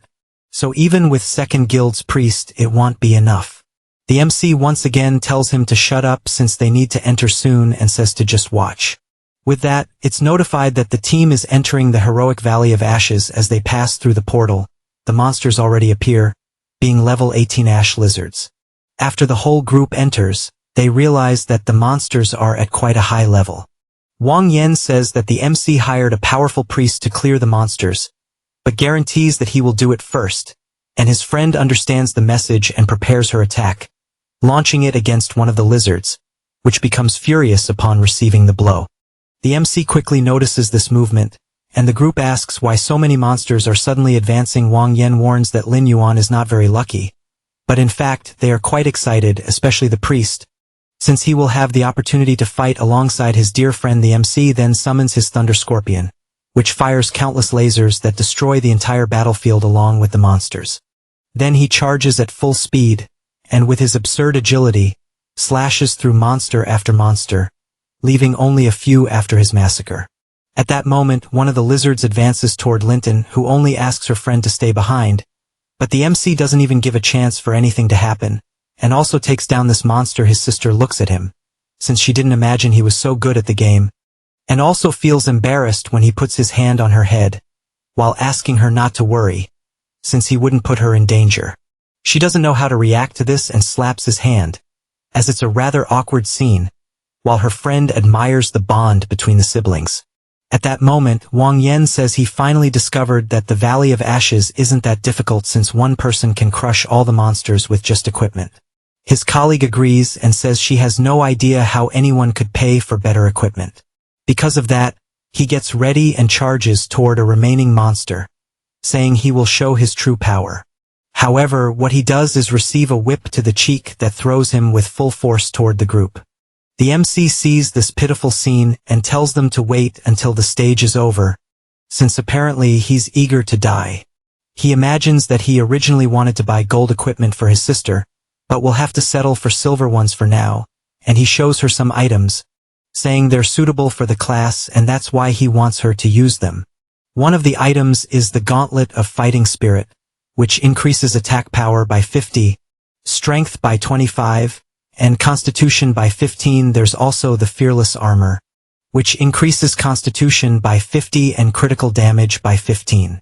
Even the mage couldn't contain herself upon seeing those beautiful silver items worth millions. That makes the blonde boy jealous. Telling her to shut up at that moment, Linton starts walking, refusing to accept the items, and says that he should use them himself for his own defense, and that she will get her equipment on her own. He finds this funny, since she has never changed, and once again, everyone returns to battle as more monsters approach. The battle continues frantically, with explosions happening everywhere. A monster attacks Linton, who manages to block it, and all she thinks is that she can fight too. The monster sees an opening, but before it can attack, it's bombarded by Linyuan's fireballs. She doesn't understand what power that was, and even seeing her brother busy, she's sure the attack was his. This enrages her to the point that she attacks with everything, imagining that Linhuan always treated her like a child, and that's why she doesn't want him meddling in her business. But the MC realizes her attacks aren't effective without good equipment, so he discreetly keeps launching fireballs to help, but she's not dumb, and knows the power is his. Meanwhile, Xiang just watches from afar, finding the sibling relationship cute, and even without participating, she finds it fun to watch everyone fighting the monsters. After the battle ends, the priest warns that the boss will finally appear, and then asks Linhuan if it's better to go back since there's no penalty for leaving the dungeon. However, if they fight the boss, they'll lose levels and equipment since the risk of the group being wiped out is high. He agrees, and Wang Yan takes the opportunity to mock him, saying he beat the small monsters, but when it came time for the boss, he's running with his tail between his legs. Xiang comments to Linton that her brother was impressive for taking them as far as they went, and she becomes thoughtful since she caused trouble for her brother, and if she were stronger, maybe things would have been different. However, the MC only says that Sun is right about the death penalty since it is indeed serious, and when he puts his foot on the ground, he summons his gate of hell, bringing all his undead for battle, making it clear that he will deal with the boss alone. Wang Yan is shocked to witness this, as he can't believe the number of being summoned before his eyes. The priest finds it funny that the guy doesn't know about Lin Yuan's strength even after forming a team with him, and makes it clear that he is the strongest player of all, who even defeated the world boss alone. Near the area, the boss is asleep, and the MC throws a fireball that makes him open his eyes, but he is hit in the chest anyway. Because of that, he gets up furious. This is the Ash Lizard King. He is at level 21, and has 10,000 horsepower, 1,200 attack, and 300 defense. Xiang, upon seeing those stats, tells the team that being hit by a 1,200 point attack means instant death. Linton runs in worry, since in her mind her brother will die because of her, and she yells that she will help somehow. At that moment, Sun activates his skill Holy Light Imprisonment, and traps her in a sphere, saying she would only cause problems for Lin Yuan if she tried to help. At that instant, the Lizard King charges energy in his mouth and fires with full strength, but the MC dodges with a jump, and all his summons rush into the attack, distracting the boss in every possible way. At the same time, the serpents also attack and start tormenting the lizard's life. The priest is amazed to see the MC using his summons to gather information about the boss, and thinks it's a work of art. Even the mage becomes infatuated with Lin Yuan, hoping he can defeat the boss. Wang Yan becomes furious upon seeing this since he refuses to be humiliated in front of everyone, and believes he should only attack stealthily to make him commit a mistake, so the boss will kill him with one strike. At this instant, the Lizard King is about to bite him but misses, and Lin Yuan knows that the cooldown time of that skill is 8 seconds. Then, Wang Yan advances from behind stealthily, and all the MC can think is that the guy is nothing but an idiot with extreme ease. He dodges the attack and tells him to disappear with the boss. He says that, and lands a solid kick that launches the boy toward the monster. Without thinking twice, he activates his skill Corpse Explosion, and dozens of explosions completely obliterate the boss. Along with the fool who was caught in the middle of them, the server system congratulates the entire team for completing the first heroic difficulty dungeon, which was the Ash Valley. Xiang celebrates since they really managed to clear the dungeon, and tells Linton that her brother is amazing, also asking if she could ask him to take them through more dungeons in the future. She doesn't know what to say and only explains that the boy is busy, and they can talk about it when they get a chance. The priest also celebrates, though he expected nothing less from the MC. The mage grows even more in love, wanting to know if she could add him as a friend. However, this irritates Sun, and with a stomp on the ground, he summons an annihilation laser that kills the mage instantly since she dared to attack Lin Yuan. At the same time, he wastes no time and summons the Lizard King into his army, and since they have already dealt with the nuisances, it's time to divide the loot. However, Xiang explains that he was the one who dealt the most damage the entire time, so they wouldn't dare ask for any gear, as they are happy just with the levels they gained, but he says he only needs the skill book so they can keep the rest. The first item is the Ash Pants, a silver equipment that increases constitution by 30, movement speed by 20, and spirit by 10, as well as increasing fire damage resistance by 10. The second item was the Burning Wrist Guards, a bronze-level equipment that increases constitution by 10, strength by 15, and critical damage by 5. Lastly, the bronze-level agility boots. They increase movement speed by 10, constitution by 10, and spirit by 5. The priest is impressed since the president of his guild would love the items that dropped, and therefore suggests keeping all the items and, in return, will give plenty of gold coins as a contribution. Xiang has no objection since that way she will get rich, and the MC simply says he doesn't need that after everything is settled. The MC starts to leave and tells his sister that Wang Yan probably won't bother her anymore, and if she has any difficulties, she should ask him directly.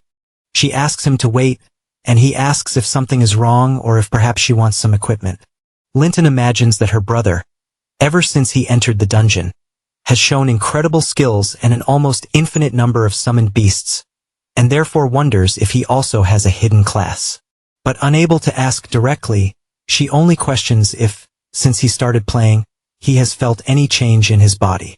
He reflects that apparently, she noticed but doesn't want to reveal his own secret as an undead hunter, and since it's also to protect her, he answers that no, there has been no change, and asks if there has been any change in her. She feels embarrassed, answers no, and runs off saying she has a quest to deliver. He finds this funny since she's still terrible at lying, but just managing to talk to him is already progress because she recognizes him as her brother at that moment. Sun appears with the members of his guild, saying that the leader decided to open the Death Valley difficulty so that his great friend can be sure of success. The MC thinks he didn't expect to contact Lung Yu so soon, though it's a good opportunity to investigate the guild in depth, and therefore replies that it's fine since he was actually thinking of trying the death difficulty. The priest finds it amazing, and says he will introduce the main members of the guild, starting with the captain and the president, whose name is Lang Yu, but the girl interrupts him, saying she has already heard of the so-called powerful player, and therefore welcomes the main team and introduces the man beside her. Since he's a spellmaster, a rare class, the mage makes it clear that he still hasn't recognized him as a teammate, and therefore doesn't understand why they are hastily recruiting random players. He further emphasizes that the death difficulty has a very low margin for error, so they can't invite a random player who will get in the way since he doesn't want to die for nothing. Sun asks what he's talking about, revealing that his best friend is absurdly strong, but it's useless since the spellmaster says he's tired of hearing that others are strong but will give him a chance, and points out that if the MC takes at least half of the boss HP, he will give him the golden equipment he's wearing. However, if he fails, he will have to compensate for all the team's losses. Therefore, he says once again that it's not too late to give up, but Lin Yuan interrupts him, saying he gladly accepts free golden equipment and also asks to make sure everyone will watch, since he doesn't want anyone rejecting the deal afterward. The captain says everything is settled, since if anyone had any objection, they should have spoken up earlier, and announces that they will proceed with the original plan, with everyone cooperating to clear the dungeon. Xing Hen shouts, asking if they will really go ahead since the death penalty in the dungeon is extremely severe, but she says she won't repeat the decision a second time, and therefore orders everyone to enter right away. He feels frustrated but thinks he will make her understand that stray dogs on the roadside are simply insufficient and confident, assures that he's the only one worth it in the guild. Inside, there are countless level 18 lizards, and at that moment everyone is teleported inside, drawing the monster's attention. Everyone is surrounded instantly, and the priest quickly realizes the density of the monsters and death difficulty since they were surrounded the moment they entered. The captain of their order orders the melee class to protect everyone to find a chance to pass. The team obeys the leader's orders, and Xinghen, completely irritated, summons his energy balls. Admitting that he's itching to hit the MC's head, a monster manages to break through the defense, and the mage covers up by saying he forgot the captain advances, telling him to pull himself together as something like this can't happen. The priest, on the other hand, becomes worried as the monsters are accumulating too quickly, and Summoner mentions that she won't be able to handle everything and thus wants to use the baby brown bear as well. At this moment, the MC appears, telling them not to worry, and with his Hell Gate summoned, calls upon his entire undead army, starting with the king lizard that crushes the monsters in front of it, just like the wolves that devour everything in their path. Lin Yuan doesn't fall behind either, as he cuts down one by one with his sword. The girl is happy she didn't have to sacrifice her battle animal. Xinghen, however, becomes furious because what he didn't look good in front of the captain and promises that the MC won't leave that dungeon alive. He prepares to say something, but Lang Yu appears, telling everyone to be careful not to get distracted, and the system alerts that a new wave of monsters is approaching. The whole team falls into battle formation after this warning.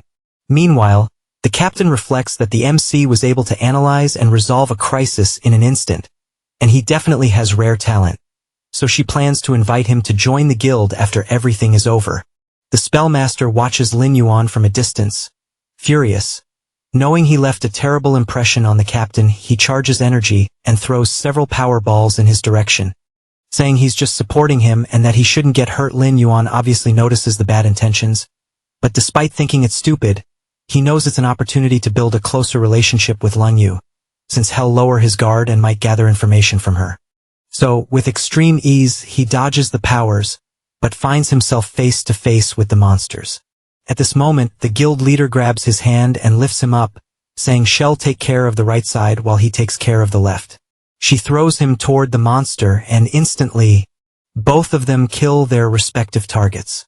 They reposition themselves and, moments later, kill more monsters that were approaching. The team is extremely happy to see the perfect combination between the two, and the MC takes the opportunity to comment that it's the first time he's seen such a skill, and thus wants to know if she learned it after changing classes. She responds that it wasn't anything special and that she just learned it from a skill book. He says he understands and admits that the second guild has real hidden talents, so he wants to know if she specializes in any particular skill, as he'd like to trade some techniques. She comments that he can find out for himself by joining her guild, but he refuses since he's used to playing alone. At this moment, she realizes that his smile is familiar, but quickly remembers that it's exactly the same as before. Xinghen watches this from a distance, and becomes irritated, as he has no idea what the MC said to the captain to make her wear that expression. At this moment, the priest approaches to report that all the dropped equipment has been collected, and it will just be shared among everyone after the battle ends, so he wants to know if they will fight the boss as planned. The spellmaster approaches, telling everyone to wait and apologizing to the MC, as his power goes far beyond imagination, and with a look of bad intentions, comments on why they shouldn't let Lin Yun pull aggro from the boss. The MC comments that if they do that, they won't have a chance to fight the boss, much less take half of his health, so he asks if he's renouncing the debt and hesitates to part with the golden equipment. The mage finds it amusing as he doesn't believe Lin Yun can survive a few of the boss moves, so he tells him not to worry, as once the mission is completed, he'll give the golden equipment. However, the captain said she disagrees, since changing the plan at the last minute could be a problem, but Xinghen asks her not to say that since Lin Yun has grown enough to make his own decisions, and, as she could see, she liked him as a player. The MC reflects that if he wants to contact the second guild, the star mark will be a problem, and therefore he believes he needs to let things cool down a bit before dealing with him later. After thinking about it, he replies that he accepts the new challenge. Then everyone approaches the Lizard King with the MC in front. The priest, confident in his friend's strength, tells him to go all out. The spellmaster, on the other hand, finds it amusing, believing that Lin Yun doesn't know that the boss area skills are specifically designed against summoned beasts, so he thinks it will be fun. The MC, charging his power, imagines that this boss on death difficulty is indeed hard, but based on the experience of his previous life, he already knows absolutely all the mechanics. That said, he casts his fireball, which hits the lizard square in the face, pulling aggro toward him. Now the Ash Lizard King, level 25, is ready for battle. The players begin to worry since the boss reached level 25, and the strongest players currently are at most level 15, so the difference is huge. The monster makes its first attack, but the MC dodges and, as he repositions, he's pleased that the boss still uses the same moves as before. The entire team stays in position in case an opening appears, and the mage watches from afar, finding it fascinating to see the danger Lin Yun is facing at that moment. The monster attacks the team with its tail, and the captain orders Xing Hen to use a quick control skill, but he says it's too late, and because of that, the strike hits the ground, throwing everyone away. She gets furious, wanting to know why the hell he's paralyzed and not doing his part. The rest of the team laments that they're already injured and will take time to recover, and therefore they wonder how they'll let Lin Yun deal with the boss alone, since that's madness. The tanker agrees and laments, as even if they leave the dungeon on death difficulty midway, the penalty will be huge. The captain prepares herself, since there's not much to do, and hopes everyone learns their lesson. Because the new teammate made no mistake, it was them, and she ensures that if they keep acting like this, they'll lose their position in the guild. At that moment, the summoner draws the leader's attention, saying that somehow, Lin Yun is handling it alone. Indeed, the MC is doing well in the fight, sending out his Scorpion King. The boss uses its roar, but the attack is absurdly slow, and besides dodging, there's enough time for the scorpion to move behind the monster. Using its electric strike that causes the boss to be paralyzed, the other undead take the opportunity to advance. The captain is surprised to learn that Lin Yun has a summoned beast with lightning attribute attacks, and even more amazing is that he knows how to handle the boss. The mage thinks the same, feeling that he himself is worth less than a summoned beast. Sun yells for everyone to recover as fast as possible to help their friend, and Xing En, still confident, looks at the state of the battle and imagines there's no way the summons can last long, since the boss damage alone could crush them all. Indeed, several monsters are at the end of their lives, but the MC wastes no time and uses his dark curse, instantly restoring them to 100 health. The mage sees this and finds it impossible, as he doesn't believe it's possible to restore a summoned beast's health, and he's starting to believe that the MC might kill the boss alone if things continue this way. Immediately, the leader yells for everyone to get ready, since the boss has low health, and they must help, and because of that, the Lizard King enters its fury state, becoming extremely more powerful. Lung Yu panics upon seeing which skill the boss used and warns everyone to be careful, since it's the boss' most powerful area skill before dying. The mage becomes even more irritated since he doesn't want to let the MC get the upper hand, and still wants to earn the boss equipment and the captain's respect, so he tells everyone to get out of the way since he will interrupt the boss skill. He starts casting his ability, but being careless. He hits Lung Yu. Lin Yuan manages to dodge because he knew that would happen, and realizes that the guild leader is in trouble even though he finds it annoying. He jumps and catches her in his arms, telling her not to be afraid and just wait. Then he activates his corpse explosion, detonating all his nearby summons around the boss and defeating it instantly. The server announcement appears, congratulating all players for clearing the dungeon for the first time on death difficulty in the Ash Valley. The captain, completely embarrassed, admits she didn't imagine he was so experienced despite being so young, since he didn't even panic, and confesses that even if he doesn't accept joining the guild, she still wants to get to know him as a friend and maybe tackle harder dungeons together in the future. He replies that it's fine, and she sends him a friend request that he accepts. At that moment, Sun approaches with a chest, commenting that he has never seen the captain so embarrassed, and she, flustered, just asks to be put down first. The mage, however, is extremely frustrated with the dungeon's outcome, and the system shows that Lin Yuan had 87 contribution in the dungeon, so it notifies that he wants to receive the gold equipment. He gets angry about it and says to check the stats first before deciding how the loot will be divided, but the MC replies that he doesn't care about that and only wants the gold equipment as agreed. Xing Hen, although saying he will give it, asks to wait until he finds a replacement item.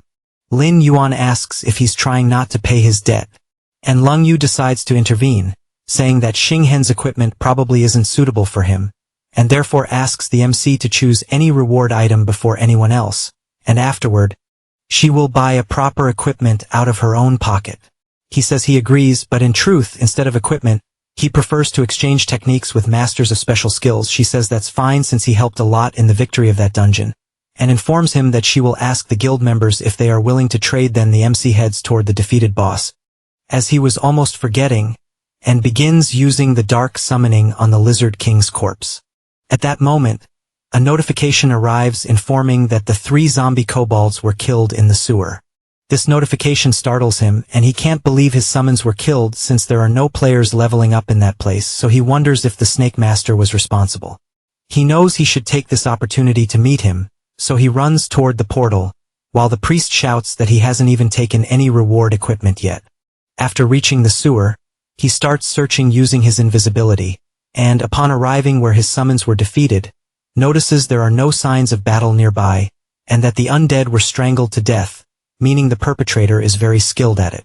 In addition to that, he notices that his summon has a snake bite, and the small snakes in that place wouldn't be enough to leave such large marks. As soon as he thinks about it, he feels a strange sensation, as if something is approaching him, and when he turns around, his certainty increases that the Snake Master is responsible, as, once again, a demonic bone-eating snake appears attacking him. After dodging the attack, he prepares his magic and fires countless fireballs, knowing he needs to be careful since the abilities of a high-level snake are unknown.